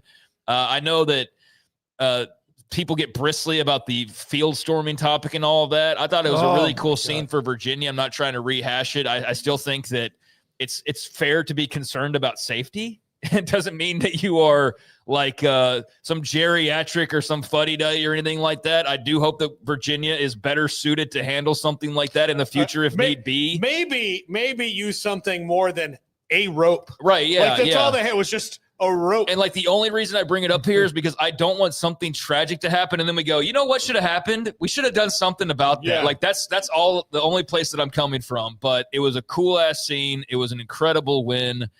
Chandler Morris, I think, is out of eligibility at this point. But he is doing a great job for Virginia. And that was a marquee signature win in his career for sure. And what a great job by the Cavs. And we haven't really fleshed out how Paul felt about how all of that went. That's why I voted for him. Yeah, but because of what you said, he beat a top 10 team. There were other bigger stat games. In fact, Sawyer Robertson's won, but this was a top 10 team that now shakes up the playoff race. That loss, I've thought a lot about it. And I've watched highlights again. I've gone over things because I'm very concerned about the Miami game. Did you study tape? Oh yeah, I'm not. I did in my free moments. I've gone back and looked. I will say this: it doesn't happen often that Tony White gets out coached in his career. He's very, very good schematically. Like usually, if you're going to beat a Tony White defense, is because you've got better players all the way around, and he can't match you. Tony Elliott out coached him the other night in that they got caught flat-footed early about the way that Virginia was going to approach things, and they couldn't use their athleticism to get back in the backfield because Chandler Morris had pretty much the directive of if the ball's not out in a couple of counts, then we're not throwing it. And their running backs did a great job at the point of attack and all of that. But for Chandler Morris in particular, whenever Florida State got back there or the coverage made him have to throw the ball deep, they picked it off or knocked it down. But if he threw it within 15 yards of the line or less, he was Captain Dinkin Dunkington, and it worked great. And that allowed that zone read to be lethal. That allowed everything else because they were not going to try more often than not to try to go deep on Florida State, who they were not as athletic as, but they really had them screwed up for about 2.5 quarters defensively. And that's where they were able to stay in the game, because at a point, Florida State looked like they had kind of flipped the script. And then Tony Elliott said, okay, we're just going to lean into what exactly was working and not try other things. Like the things I thought we might be able to get away with, I'm throwing them out. We're just going to run what they haven't figured out yet. And they did it again and again and again. 10 touchdown passing, 4 interceptions, 3 against FSU. He's run for 4 touchdowns. He's been very effective. And, of course, the former – how many other schools has he been to? He's been on 4 teams, I think, counting Virginia now. TCU, North Texas, and Oklahoma. Yeah.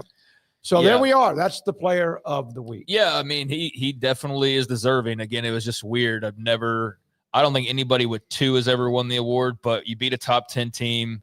You have the moment they had on Friday night, and certainly totally understand him emerging victorious this week. So, yeah, congrats to Chandler Morris. And we do have a Georgia Tech fan that now has been a part of the chat recently. And today, Haynes King was one of the nominees, among others. And so was Brendan Sorsby, Cincinnati. Yeah, I think Jordan if I was Tyson. going to go to a different direction with it, if you were somebody who's put off by the turnovers maybe, then Brendan Sorsby would have been a great candidate. 388 yards, 2 scores. Yeah. 52 yards rushing in the comeback win against KU. Big win on the road against a team that they were underdogs to there in Lawrence. And then I think Sawyer Robertson had a great game. Granted, it's against the bottom of the standings in Oklahoma State, a team that had just fired its coach, but we knew that was going to be a unique environment to walk into, and that they were going to have to kind of probably shake some things early on, and they eventually did, and in large part because of his play, certainly not because of the defense. He was also somebody who had a really nice week as well. But yeah, Robertson, Sorsby, Morris, Mateer before he got hurt, Tyson, Jennings. Oh, I'm talking about quarterbacks yeah. like from the state of Texas right now. There's a lot of good ones out there, but in the Big 12 as well. But yeah, Jordan Tyson, I wouldn't have, if somebody threw him a vote, I wouldn't have been upset by that, because that was a huge win for over TCU as well. But yeah, it was a good week for players from the state of Texas. 2 notes about Sawyer Robertson that I saw from Garrett Ross in his article that he writes. Robertson's the 4th career Big 12 offensive player honor for him. Only one with more is RG3 with 5. He also, the longest streak at any point in a season by a Big 12 quarterback with at least 3 touchdown passes in a game. The last was Kyler Murray. Is that right, Garrett? 2018, 5th consecutive game with 3 touchdowns or more. He would give up any of those yards and touchdowns to have won a game against either Auburn or an Arizona State. By the way, Johnny Manziel, go to off the radar in just 1 second. He's going to attend the Saturday game, Vanderbilt and Alabama, and he's going to wear a Pavia jersey, one of 6 quarterbacks, think about this, since 2008, 17 years, to win a game at Bryant-Denny Stadium, and he will be there to support. If there's anyone that kind of reminds you of him, it's probably Diego Pavia. Not quite. I mean, but much like we haven't seen this 360 or 30 for 30 yet either. Well, Diego Pavia, it's his favorite player of all time. So much like Dylan Raiola and Patrick Mahomes. Yeah. I mean, Diego Pavia's modeled his game after Johnny Manziel's game. Now, don't do that with your personal life, but modeling your game after Johnny Manziel's, if you have the same skill set, a pretty good idea, because there was I don't know if I've ever had more fun watching a guy play quarterback than Johnny Manziel.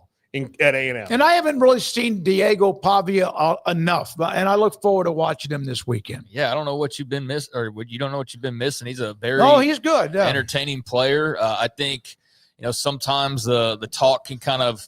I'm just everybody's got their different things, right? And so I'm not like big on talk. So sometimes like there's been some points where I'm like, all right, dude, chill out a little bit. But I mostly have found him highly entertaining, and I think he's a great player. And that goes back to before he even arrived at Vanderbilt when I was doing stuff for the Earl Campbell Award, and I kept seeing this Pavia kid putting up crazy numbers and winning games and being out there in New Mexico. And then we know about the whole field urination thing that made him a household name for a lot of other people.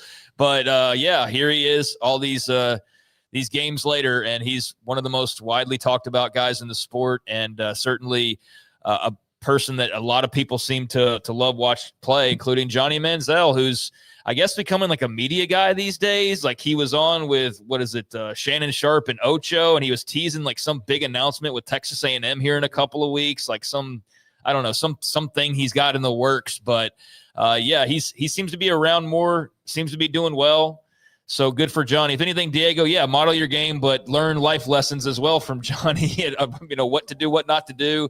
And certainly if he goes and beats Alabama again, I already think I already think he's going to be able to live off that, much like Johnny. Like if you think about it, like what is Johnny most known for? It's still the Alabama win, is it not? I mean, it's the Heisman, but of any game that he played, is there a game he's more known for than the Alabama win? Oh, I mean, no, he had a lot of huge wins and won the. No, that's the game that put him over the edge and just made him a superstar and a Heisman Trophy winner, basically. Yep. And so I think that Pavia is going to be similar in that no matter what he does, he's always, especially if he wins this weekend, will always be able to have that Alabama win, right? That no matter when he goes back to Nashville to visit, that will be remembered just as fondly, and rightfully so. And if he were to do it again, then my gosh, it would just be insane stuff for Diego Pavia. So, very interesting game coming up this weekend. And I guess Johnny football just adds a little spice to it on the sidelines. All right.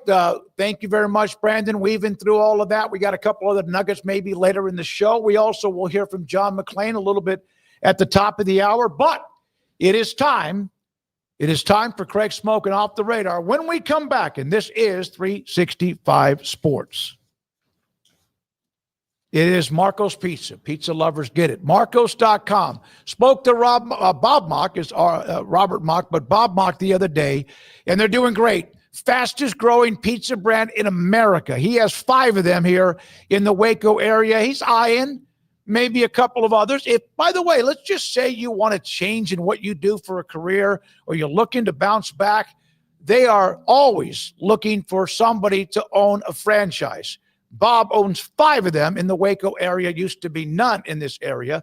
Marco's Pizza, my favorite, is the all-meat, thin crust. I love the way they cut it. I like what the ingredients. And I said the other day, the Italian sausage they use is really good. The last time I ordered it, maybe they've changed along the way. I don't remember, but they have pizza for you. Go to Marcos.com, order to pick up on the way home, order maybe during lunch, have them delivered to you too. Marco's Pizza. Pizza lovers get it. In our logo and advertising, we say we are people that you can count on. What does that mean? It starts with providing a quality vehicle and quality service at a fair price. But it also means we do what we say we will do, and we treat people fairly with respect. It starts by hiring great people, good local folks who work hard with a caring attitude. Our employees are the real reason we are people that you can count on. Put us to the test and see for yourself that at Richard Carr Motors, we are people you can count on. Parenting is full of surprises. You never know what to expect. So after our son was born, I called my Texas Farm Bureau insurance agent to set up a life insurance policy in case something happened to me. Sawyer is now 2. And we'll soon have a sister. There's no one else I would trust with protecting my family. Stop by and see our agents at one of our 3 McClain County locations. Coverage and discounts are subject to qualifications and policy terms and may vary by situation. Developed by Startup Waco, a nonprofit organization, GXG is a program designed to support the entrepreneurial development of Baylor University student athletes through NIL activations. The program helps student athletes maximize their platforms and offers a comprehensive support system for them to create and grow new businesses that not only benefit themselves, but also uplift the local economy. Fans who wish to support student athletes can donate to GXG via the GXG NIL Fund, BaylorBears.com/GXG. Contributions to support NIL activations through GXG can be made at BaylorBears.com/GXG. For more information, follow at GXG_GreenXGold on social media and visit the official website www.gxg.startupwaco.com. GXG, empowering student athlete entrepreneurship and uplifting the local economy through NIL activations. Riverbend Liquor and Wine now has 2 locations to serve you. The original on Lakeshore Drive and North 19th Street, and the brand new spot in downtown Waco at 600 Franklin Avenue. If you're looking for the best in craft beers or local Texas bourbons, then the original is the place to be. And for the latest trends and online phenomenons, head downtown to the Franklin location. Either way, you're going to get the same great variety, customer service, and speedy experience. Check out both locations on their Facebook and Instagram pages, Riverbend Liquor and Wine, Lakeshore Drive and North 19th Street, and now downtown on Franklin Avenue.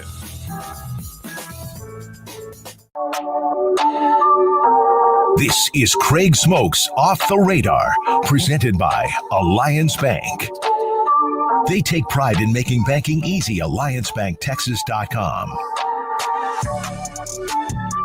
Welcome into Off the Radar here on 365 Sports. Time to stop down for a few minutes, take a look at some headlines from around the sports universe, and typically try to stay away from college football. Though on Thursdays, we will have some ratings discussion as a part of this segment. We always do that on Thursdays once the mostly full list is released, because we're still in that weird spot where they don't quite have ratings for everybody, but we got the majority of it. So we'll have that for you in a couple of days. But for now, let's kind of take a look back at what's happened here over the last couple of days. And I'll start off with a topic that we sort of ended the week talking about, and that was the Ryder Cup. Ryder Cup this past weekend, Team Europe looked like they were going to just name their score basically against the Americans with the way things started off with. And then after some very testy rounds where there was back and forth about the fans and the players are getting into it and they're talking trash to each other and tensions are running very high, the Americans start to rally there on the final day and actually look like they may make a go of it and maybe mount the greatest comeback ever, but they fall short. Europe wins, and no surprise the way things started off, but a wild weekend for sure with that event at Bethpage Black. And your thoughts on, I guess, just all that came with this weekend for Team USA and for the event itself? You know, there was the Ben Crenshaw speech at a press conference that he eventually he had given it to his team. He said, I just have a feeling. They came back from way down. It was a miracle comeback, and this kind of had that same feel. But here's my opinion on this, and I'm not in the room. We talk to some pro golfers at times, have a couple I can lean on if I need to ask them questions. This was from Jamie Kennedy. This was entering Sunday's individual matches. The top 9 golfers through the first 4 different sessions, 8 of them were from the European team. 8 of them. Among how many strokes you gain per hole or per hole. 8 of the 9. Cameron Young, who had a really good run over the weekend, the only one on the American team. And that includes Sam Burns, who's the best putter maybe on tour. He was not there. Here's another thing. Tommy Fleetwood, after they won another match with he and Rory McIlroy, I don't know if you guys heard this or not. He said, someone's like, your success. He said, well, we want to beat each other when we're playing against each other on the course, but we're very close. It's a fun run. It doesn't mean we're not competitive. And we're also very close off the course. Now, those 2 guys might be. They're also from the same country. But there is a camaraderie issue that, to me, a chemistry issue that makes sense. And the United States, is it, to me, not surprising, when did they play their best golf? What was the session? What was the format? Sunday, when it was individual play. Yeah, alone. Yeah, which is. Yeah. And the U.S. has had culture problems before. Like, this isn't new. Like, this has happened a couple of different Ryder Cups now where it just like and look, golf as an industry is fractured right now because of LIV and the PGA and all of that. But the European players have kind of dealt with that a lot better than the American players have on that issue, I think. And then the other part of it is like, it felt to me, especially watching the first like hour or so of, like the introductions and all this stuff, that like Keegan Bradley, who I really do like, spent a time, like really coming up with a badass intro, but he didn't spend as much time on looking at the analytics because he made bad pairings. He had guys that were hitting on odd holes or even holes and depending on the holes, or guys that hit the fairway and guys that don't. And the two best players in the world, if you really think about it, is one of them is Scheffler, who's phenomenal. Love him. DeChambeau has to be in that conversation. But sometimes it's hard to play with the number one golfer in the world because he's used to getting out of places he's going to be because that's how he's the number one player in the world, and they didn't do that very often. Because, again, he can take risks. Yeah. Right? No, he can take risks that the other guys don't. And it just – it's a bummer. I don't get as like the fans at Bethpage. Here's the thing.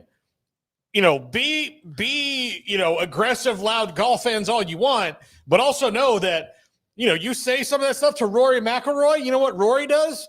It's fuel for him. It's you put like even like he's got a quarter tank low, and then you yell F Rory, you suck, you dirty Irishman, and then he's like, oh, do I? The problem is they were saying it at his wife. Well, yeah, I mean, like, oh yeah, oh, am I? Yeah, is that bad? Yeah, oh, I think they get inspired. I think the European team has rabbit ears, but I think they fight back more. I think that they like heard it and they were like, oh, really? I'm gonna close my eyes on this putt, a-hole. How many times did the United States make a putt that was about to give them momentum and then they were covered up by another one, including when Lowry made the putt that won it all? The whole first 2 days. Yeah, no, they just were more clutch. It's all about putting.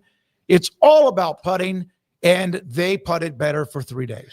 So the European team with their second consecutive win, 23, they won, and then now here in 25, so they will reconvene every 2 years, obviously, and in 2027, it'll be Ireland as the host setting for that 46th edition of the Ryder Cup. But yes, the Europeans win, and not without some controversy. The heckling from the American crowd, the tense back and forth trash talking between the teams. It was quite a eventful weekend, unless you're an American fan and you were just kind of left with, you rallied at the end and still fell short. And the team seems like it's a bit of a mess, and where do we go from here kind of a thing. And they'll have to regroup in 2 years. We'll see what happens. But I saw some of the posts. I know saw some of the posts after the round from analysts, and one of the analysts was the Americans don't have some of their former great Ryder Cup players who are there as volunteers or captains or what do you call advisors,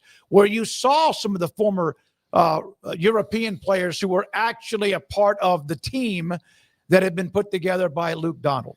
All right, so elsewhere, the Rangers have moved on mutually from manager Bruce Bochy.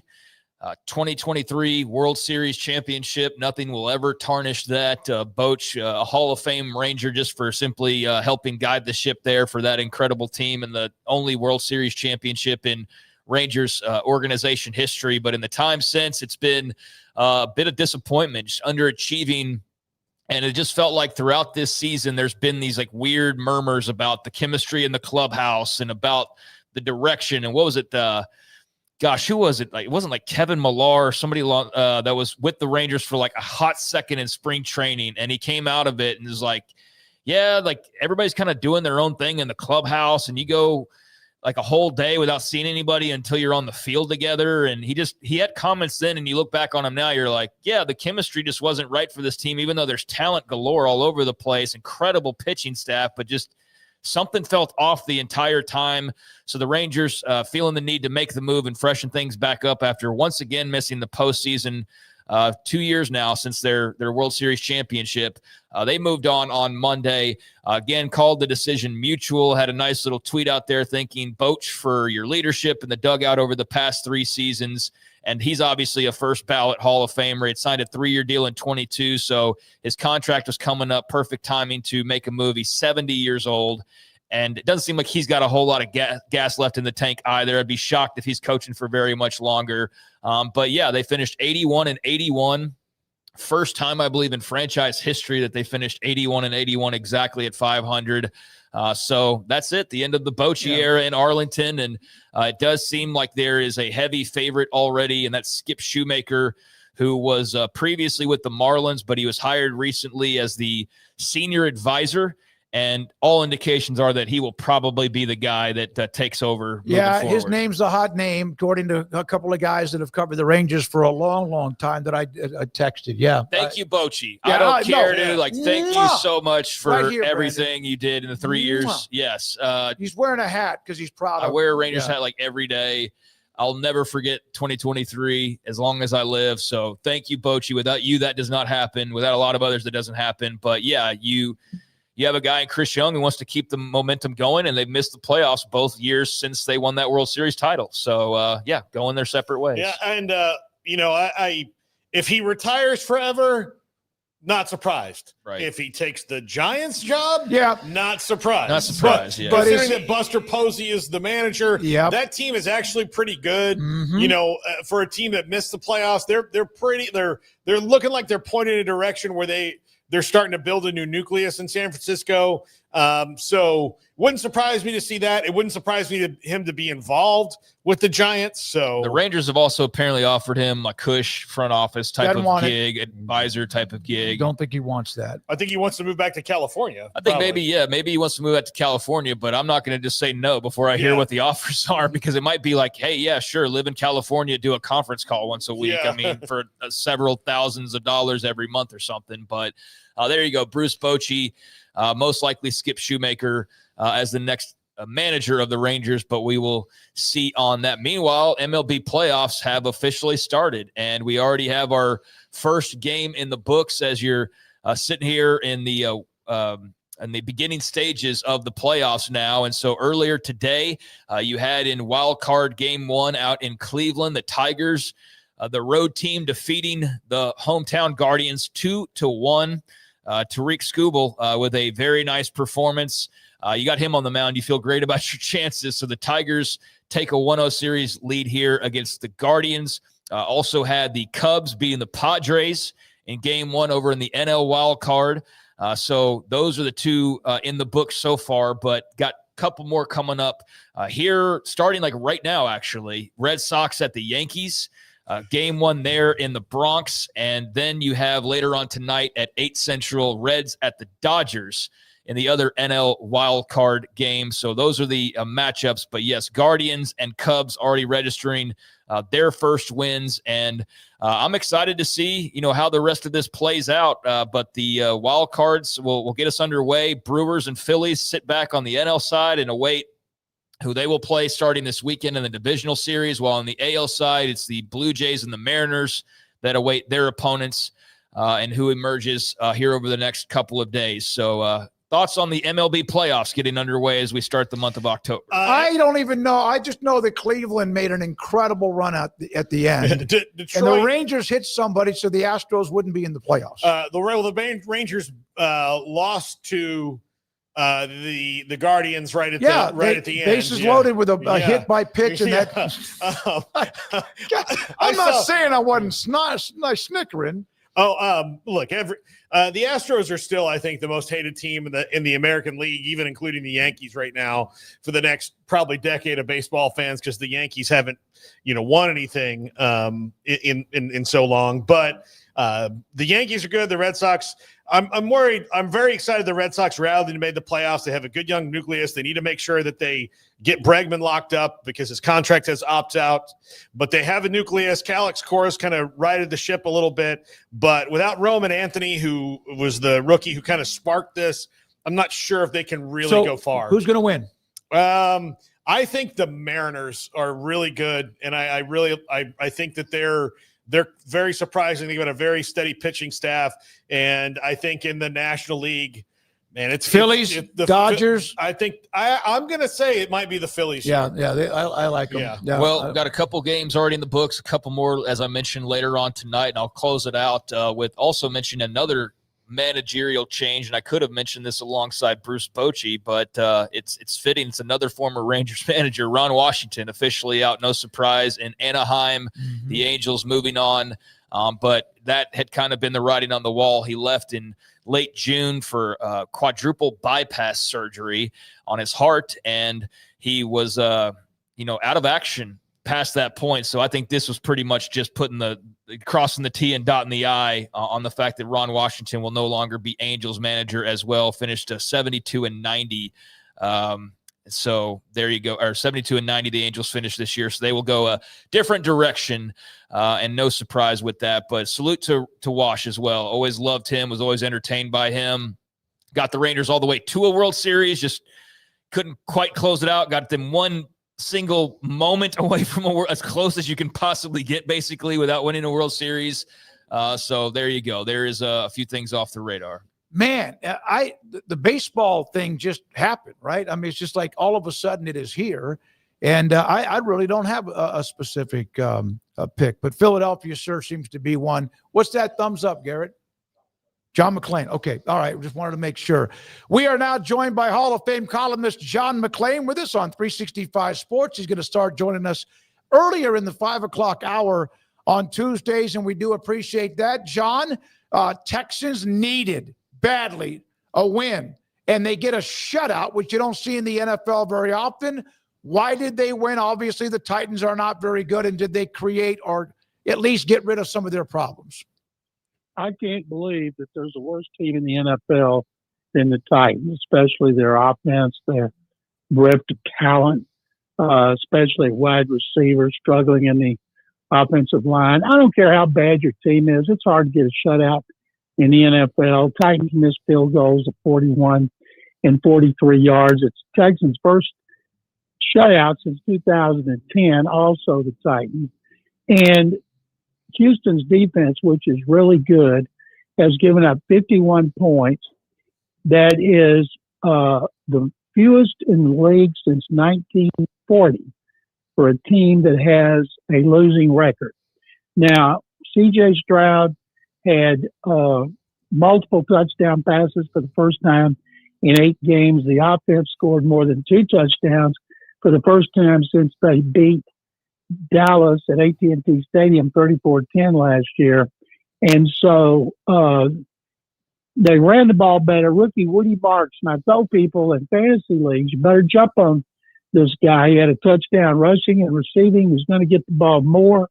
He's very elusive, and he should help their running game. And as far as Stroud, according to Next Gen Stats, which is the NFL analytics department, the Texans' pressure rate has gone down each game, and 28% in this game against Tennessee, which had 2 sacks for only 9 yards. And last year, the Texans were pressured 41% of Stroud's dropbacks, which was most in the NFL. So the new offensive line coach, new play caller looks to be doing a little better. But the bottom line in that game, it was 6-0 in the fourth quarter, and the Titans just cratered. Now the Texans go to Baltimore. They're going to get the Ravens without Lamar Jackson and numerous other starters. Texans are actually favored by 2.5. Cooper Rush, who played against them last year for the Cowboys, threw for 355 yards, 1 touchdown, 1 interception, but the Texans beat them by 24 points. So Texans have not won in Baltimore in the 5 games in which they played against Lamar Jackson in regular season and playoffs. They're losing by 38-11 average score. So maybe this one won't be quite as lopsided. John, are the Ravens in a little bit of trouble? They are, absolutely. Paul. They're 1-3. They have injuries, amazing injuries to their key players on both sides of the ball, including 2 or 3 of them gone for the season. You know, they lost that shootout early with Buffalo. Then they go and get hammered by the Chiefs. People think, okay, the Chiefs are back. But John Harbaugh has never had injuries like this. And I thought sure they'd win the division. Cincinnati's terrible without Joe Burrow. Pittsburgh's 3-1. Cleveland's 1-3. So what the AFC North, which appeared to be really good because of injuries now, looks really bad. John, a little bit off topic here, but I wanted to ask you because we were talking baseball a moment ago. So while we have you, what was the response in Houston to the Astros not making the playoffs this season? Well, at first, everybody was mad. All they had to do was win one game when they went on the road for the last two games, last two series against two losers, the A's and the Angels. They lose 2 out of 3 to the A's. Okay, they play at the Angels. Astros lose the first one, they're out. Tigers win the tiebreaker, and then they win the last two. They finished the same record as the Tigers, who beat the Guardians today, but lost on that tiebreaker. Now, they lost more games to starters, including 8 starting pitchers, and any injuries I've ever seen in any sport. And yet, in September 2nd, they were 5 games up. But ever since they swept the Dodgers on July 4th weekend, I think they were 11 games under 500.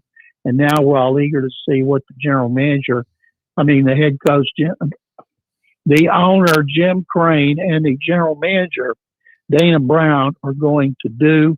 And everybody here is wondering, are they going to keep the medical staff, the trainers? What are they going to do about hitting? They had a higher chase rate at the plate than every team but Colorado, the worst team in the league. So they are highly undisciplined. Framber Valdez is gone. He'll be gone in free agency.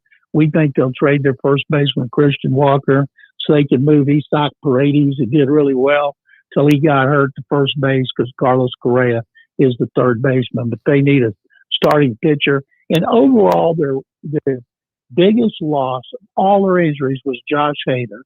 Hader was down for the last 2 months. He was the best closer in baseball. They had the best setup man in Brian Abreu. Hader didn't pitch again, and Abreu proved he's not a closer. What did you think about 40-40, an overtime game on Sunday? And I tell you, I don't think everybody still understands the rule. And Green Bay was a ball popping up another foot in the air from not even getting a chance to tie it up. Yeah, I think that probably a lot of Cowboy fans were blasting their timekeeper, whoever's operating the clock, for not getting one more second off there. But nobody likes a tie, nobody. And when they went from 15 minutes to 10 minutes, I never forget Rich McKay, who's the president or was the president of the Falcons, head of the competition committee forever, was talking about games are too long. And we're thinking, okay, so what if you got a 15-minute overtime? Are people going to change the channels during overtime? Are they going to get up and go mow the yard or go to the grocery store? It was one of the dumbest explanations I've ever heard. And they need it to happen near the end of the season, but with big name teams, with big owners like Jerry Jones, and maybe they'll change back to 15 minutes. What they worry about the most, guys, is a team gets the ball, uses 10 minutes, and wins. Well, the other team's got to touch the ball. Well, what do? You don't add extra time. You just say sorry and sayonara. Because that's it. Yeah, I didn't know that. Paul and I text each other during Cowboys games. I'm always wrong, but I did not know the actual answer to that. If the Cowboys go on an old Washington Joe Gibbs drive and score with 3 seconds left, it's too bad, right? No, if you score with 3 seconds left, you'll have a kickoff. Yeah. But if you score on no seconds left, then the other team's just sitting there with their hands in the air, complaining that overtime is too long. It is a terrible rule. I don't know how it was sold to the owners, something having to do with money. Probably 60 minutes was going to come on too late. But any big rule change they make like that is because they think it's going to hit them in the pocket. They need to change it back because it is asinine. John, look, I know that there's a lot of coaches that are going to have that they're going to have to, fight for their jobs here. Brian Callahan, all that. I want to throw one out to you, and I want your opinion on it based on the other night. Matt LaFleur in Green Bay. I'm not saying do it now, but he was like the clock management in those last 2 minutes, they could have won the game, and he seemed to be playing for a tie. No, he's not playing for a tie because nobody likes ties. It's not kissing your sister. It's like kissing your grandmother. And Matt is recognized as a really good coach. If he got fired, he'd have a job before sundown. And they love him up there. He's been great with their offense. And Brian Callahan won't have to wait much longer. He's going to be fired probably as bad as they were, get beat by 20 every game. I think if they have another loss, they have 2 road games a bye week, and Mike Vrabel comes to Nashville. I'll be shocked if Mike Vrabel comes to Nashville to face off against Brian Callahan, who is off to a terrible start, and his clock management, game management, and rules knowledge is taking a hit, and nobody there that I know of, fans, media, saying, give him a reprieve, give him a cigarette and a blindfold and get him out of there. John, your Baylor Bears will be at home against K-State. They bounced back, but of course the tough loss to Arizona State. Your thoughts about their personality? Who are they? What's their identity? Well, the defense is terrible, as we all know. So Sawyer Robertson is going to have to put up a lot of points. I hope Bryson Washington is okay. I'm hoping that one of their best running backs, Derek Lagway, his son, DJ, is at Florida, having a terrible second year. Florida's having a terrible year. Everybody wants Billy Napier fired. I hope the Longhorns beat him, because I'm told that if Napier gets fired, he's going to have a mass exodus of players hitting the portal. And DJ Lagway from Willis, just north of Houston, was a 5-star prospect. And he got millions to go to Florida. And I think he would make a nice replacement for Sawyer Robertson next season. Thank you, man. Appreciate your time, John. Thank you. Second Bears. Hall of Fame columnist John McClain with us. Oh, Brandon, we're going to keep up with that. Every time that is $1. Paul, Craig, no, it's $1. The thing is when I would do it, I had my phone right here. So between Garrett and I, we had an extra little advantage where I could hang up. So you need to work on that. Wait a chemistry. minute. We have a conflict of interest here. What Brandon, who would you blame it on? I think he hung up that time. That was John. No. So John's always going to hang up. Okay. John's going to hang up as soon before you can. He's got he's got another segment like in Nashville. Yeah. John and Max Olson, they will hang up fast. So you got to go. If you were in a shootout, you would have not be here. Yeah. Okay. I was literally going to say that. He's got the draw. He's got the quick draw. Quick draw John McClain is what we can start calling him. But glad that we're going to have him sticking around on Tuesdays and, altering times a little bit. But great to talk to him. So, great way to kind of start to shut things on down, and quite the weekend in the NFL. I had to ask him about the Astros, though, because you realize there's 10-year-olds that have never seen an October where the Astros have not been playing 16, postseason baseball. Yeah, it's been, if not into November, most years. This is the first year that it hasn't happened in forever, over a decade since they've last made, or about a decade since they last missed the playoffs. So I wanted to make sure and squeeze that in there amongst all the NFL talk, knowing how much of a rabid Astros fan John is. And I think he's one of those that's going to be looking around this month going where are my Astros at? Where are the playoff games? They not lead both Seattle and Texas, especially the rain, but by 8 or 9 at one point this year. And then Seattle just went on a really nice run, extended it, and bypassed them all. But can you imagine, though, you're a Rangers player. They walk the bases loaded. I know we got to get to our stuff at the end. You walk the bases loaded, and I mean the next guy was drilled in the shoulder, and the Astros are done. And it was a Rangers pitcher that I don't know if he did it on purpose or he was given the go-ahead. I doubt it. All right, let's get to what we have.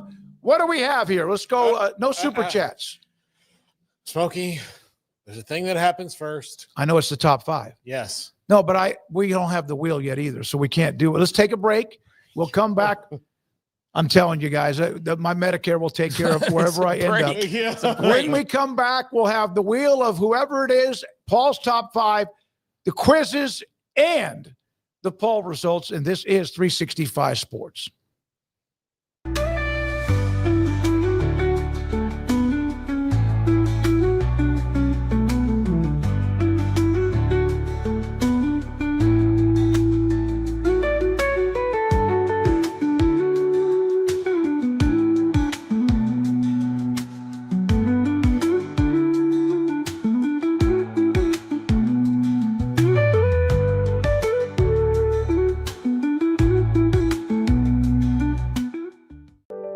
Overwhelmed by your inbox? Clean Email is here to help.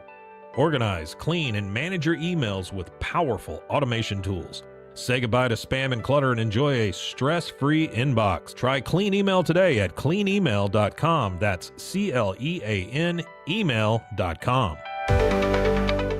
Founded in 1910, Samsonite is the world leader in durable, high-quality luggage and travel accessories. Made to the highest standards, our products won't let you down. We give you the confidence to get out there and explore. Inspired by the past, devoted to the present, and built to inspire a multi-generational future, Samsonite is here to elevate your journey. Travel with Samsonite and pack confidence every step of the way.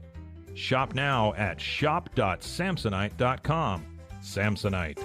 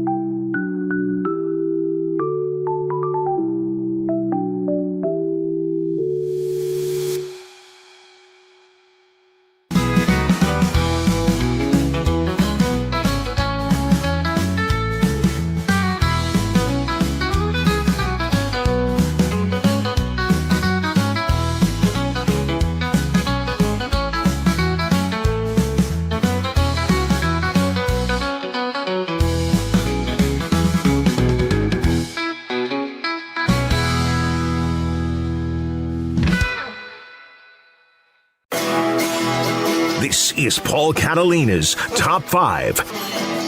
Welcome back. It's Paul Catalina's Top 5. Today we're going to go surprise teams that maybe have snuck up on people or even performed better than people thought they were going to so far in the season, even though they had some good predictions. Number 5. Let's just get this out right now. Virginia. Tony Elliott has kind of found his groove. There's no it's not a coincidence that Clemson's offense has slowly dipped since Tony Elliott left, and Virginia's offense has slowly risen. And now he has this perfect little bridge quarterback in Chandler Morris, who, look, Baylor fans know this about him. When he was at TCU, he played the game of his life as a redshirt freshman there. When nobody thought that they were going to win that game, he dismantled a really good Baylor team. Just had the game of his life. Again, here's the second biggest game of his life, or the next biggest game of his life, and the guy met the moment. And he did that because Tony Elliott is a very, very good coach. And that Virginia team has been through a lot over the last couple of years. And you can tell that now that they have the talent that they want, the school's behind them, they've got a good vibe there. Look, are they going to win the ACC? Probably not, but they're going to score on a lot of people. They can score. Their worst nights are going to be when they score 29 points. That's their offense. It is prolific. Defense needs a lot of work, but they are prolific. Number 4, Mississippi State got the big win over Arizona State, played a great game against Tennessee. That was one of the most fun games I watched all Saturday long. Jeff Lebby, Blake Shapen, and the like, they've really kind of set the rest of the SEC on notice that you can't just take Starkville for granted anymore. The Cowbells mean something. Nobody wants to go in there, and nobody wants them coming in. We'll see. This week they play Texas A&M. That should be a doozy. A&M now has expectations. Let's see how they deal with them with Jeff Lebby and the Dogs coming into town. Number 3, BYU. Jake Retzloff dismissed from the team in the late summer. What are they going to do? They've got this young freshman transfer from Stanford coming in. He wears number 47. None of this makes sense. They also have one of the top quarterback recruits in the country coming in next year, but he's going to go right onto his mission trip. So you've got 3 years of Bear Bachmeier coming at you, and then you're getting the number 1 quarterback in the country. That is some Good planning, but also a stroke of luck. I don't know if you watched the BYU-Colorado game the other night. They started slow, but Bear Bachmeier's athleticism, BYU stick-to-itiveness on defense, Kalani Sitake's style just keeps on winning. With a true freshman quarterback that just got installed, they should not be this successful early in the year. They should have some growing pains, but their defense is legit. Bear Bachmeier's an athlete. They're not asking him to do too much, and that team is rallied around their coach again and again and again. There's a reason that nobody's sad when they lose to Kalani Sitake. He is the most lovable human being in coaching that may have ever existed.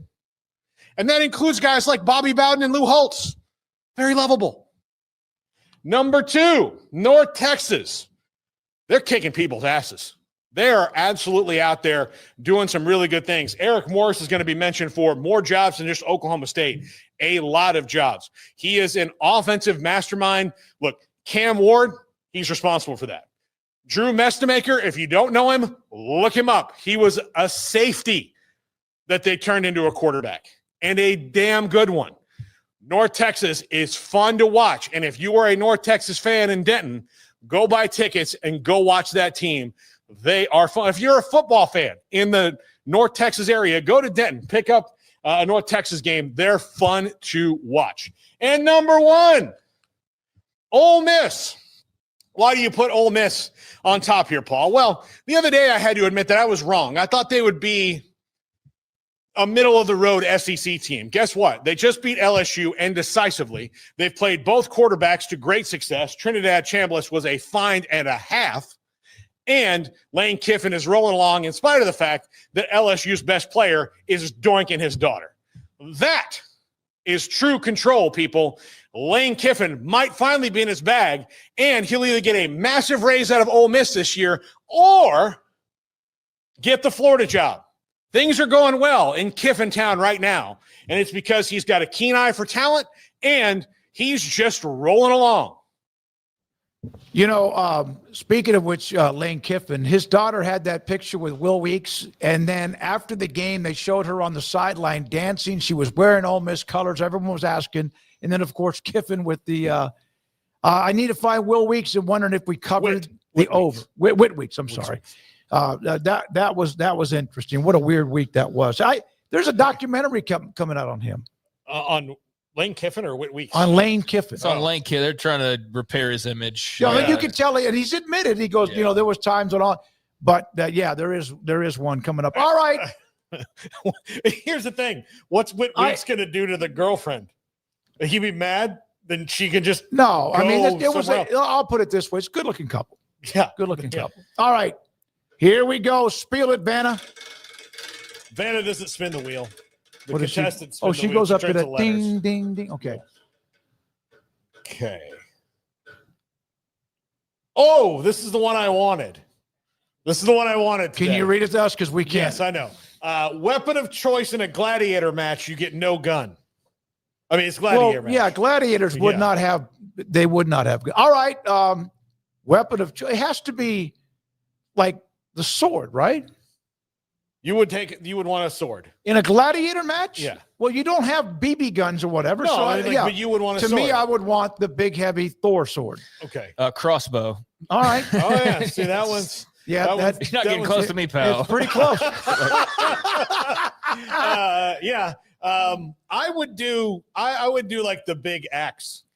See, that looks cool, but you have to pick the axe up, and those big maces and things that you see in the movies, like it requires you to be like a strong man to lift it up and then pick it back up. It's like what was it? Sauron and Lord of the Rings had the big like mason chain, but it was like 1,000 pounds, kind of deal. That's what I don't think that would be the most like effective usage of your energy. There was one that Russell Crowe had in the first movie that he might have picked up off the ground, but like it was a lighter axe and it had like points on it. Yeah. And it's the one where he wouldn't kill the guy. It was the older gladiator, but he did like chop his foot in half. Mm-hmm. That seemed to be a weapon made for speed and not something lighter for power. That you can I would still take just the original Thor sword, But yeah, I've seen Paul bench. You can bench, so you could pick up that damn axe or whatever you want to talk That sword about. pretty heavy too. The version you're talking about, maybe go for something a little lighter, but I don't know. The gladiator Craig swords cheated with that one, a bow and arrow. Crossbow. Yeah, that's true though. All right, think smarter, not harder. What is the answer? Well, it's not an answer. It's an actual question with no all right. answer. So let me look in the chat room to see what anyone will say. All right.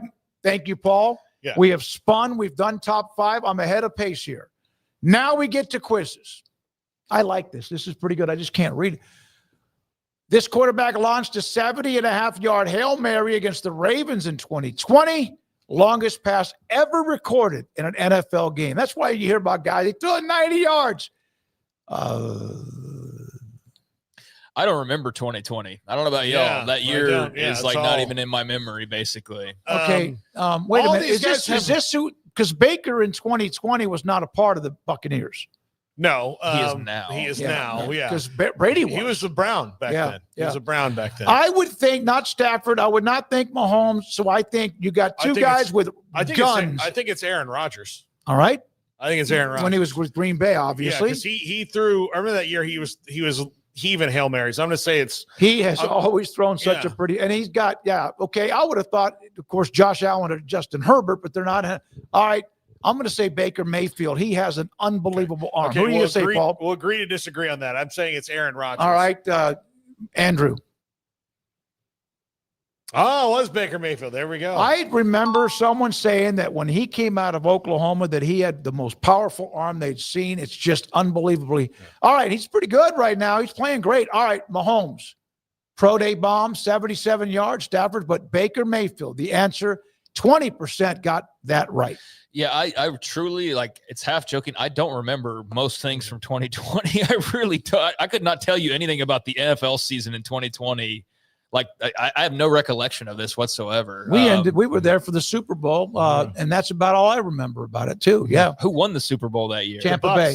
Tampa Bay. Yeah. Oh, because it was in home. Well, it was home when they beat Mahomes. It was with us and 6 other people. See, now you're filling in blank. Now I remember that. Now I remember definitely the media row. It was like 6. Yeah, it was like 6 other people. Craig would have loved that. He would have loved that radio row. That's when I was just sitting there going, sometimes you just go with your gut and you make a decision and you're smart for not doing it. And I was smart for not going. Smokey and I, the Friday before, almost decided not to. Like, we were like, do we really do this? And I think Eric kind of got us fired up about it. Well, Eric can do that. He can take you places that help the weekend get better. Yeah. He got us fired up about it. The funny story about that Super Bowl was one day when we were walking out, the FBI stopped us and thought that we had snuck in the room. And we were like, no, definitely not us. So I know we got to go. It's a convention center hallway, but the lady that was 150 yards away from us, whenever I'd take off my mask, who would come over and remind me. Okay, here we go. This pitcher holds the Major League Baseball record for fastest officially recorded pitch at 105.8. I don't even know who Ben Joyce is. I think it's Ben Joyce. I think it's Ben Joyce too. Yeah. Simply because I don't recognize him of the same way that I do everybody else. Initially, that's what jumped out to me. Yeah, I think in order of people who've thrown the fastest pitch on this list, it would be Ben Joyce, Chapman, Nolan Ryan, and Bob Feller. Okay, who do we have? Gosh, he does throw freaking hard. I mean, honestly, if you were asking me my initial, and this is not like, I knew the answer, but if you're asking me like who on that list I feel like throws the hardest, it is Aroldis Chapman. Yeah. But Ben Joyce threw me off. Andrew's getting too slick over there. So some of the things that were tips that he didn't know he was tipping off. Now he's working the system, so we're gonna have to be smarter about look how our deductionary reasoning here. By the way, two of the 3 guys on this list, Jordan Hicks and Aroldis Chapman, are both Red Sox right now. Oh, that's right. And Chapman's pitched well for them. Very consistent. Yeah. Of course, he was a part of the Rangers World Series. So 105.8. That's hard for the Reds. I think that's a bad setting gun. The Guinness World Record fastest pitch. Yeah, I didn't know he had done that. So that's pretty cool. I'm not surprised that it's him though. I'm really not. He throws hard. Did he come out of high school or did he come out of college? He came out of Cuba. Cuba. Okay. Well, okay. Now, here are the poll results. Who's your pick to go all the way this season? The field against those 3 teams. So, okay, that probably makes sense because how many teams were in the playoffs? 6, 12? There's 16 teams in the playoffs in there. There's 2 wild card series and then right? Yeah, and then there's 4. So there's 8 or 12. God. 12. Boy, There's 4 teams waiting. Okay, It's yeah. 12. Well, we're brilliant. Boy, The field. Was welcome back to 43%. Talking Baseball. Yeah. You're experts on all things baseball. Okay, let's 12 go. is correct. We have another one. We go to the next one. How do you feel about EA going private equity in their massive buyout? I would feel good about it because I think going private makes for better customer service and products than being a publicly traded company.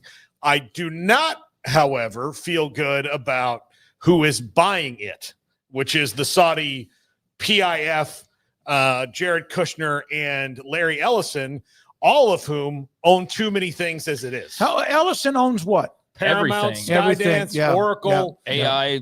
Yeah. Maybe me. I don't know. Like he probably does. I mean, I think from the game standpoint, from best I understand of this buyout, that it should or could lead to better games.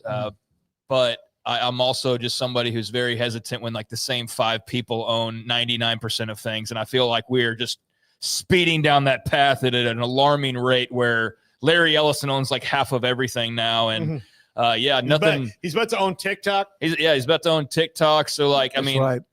I'm just not in favor of there being monopolies on like 5 people owning most of the world, but I don't know that I can do anything about it. So it is what it is. But I think for just a purely like simplistic like game play and entertainment value, I think this, based on what I've read, is supposed to be a positive for EA Sports games moving forward. We'll see. I liked it better when I bought things from the Saudis that I didn't know I was buying from the Saudis. Yeah, I don't even know what I bought, but I know that I've been slapped over the head countless times through sports for the last 5 years. WWE in particular, just going to town on the love for the Saudis, I just preferred not knowing.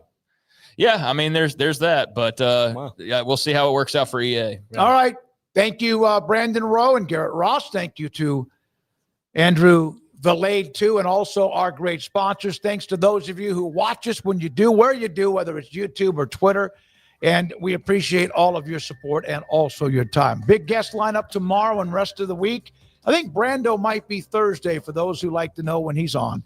For Paul Catalina and for Craig Smoak and for us and you, I'm David Smoak. Good night, 365 Sports.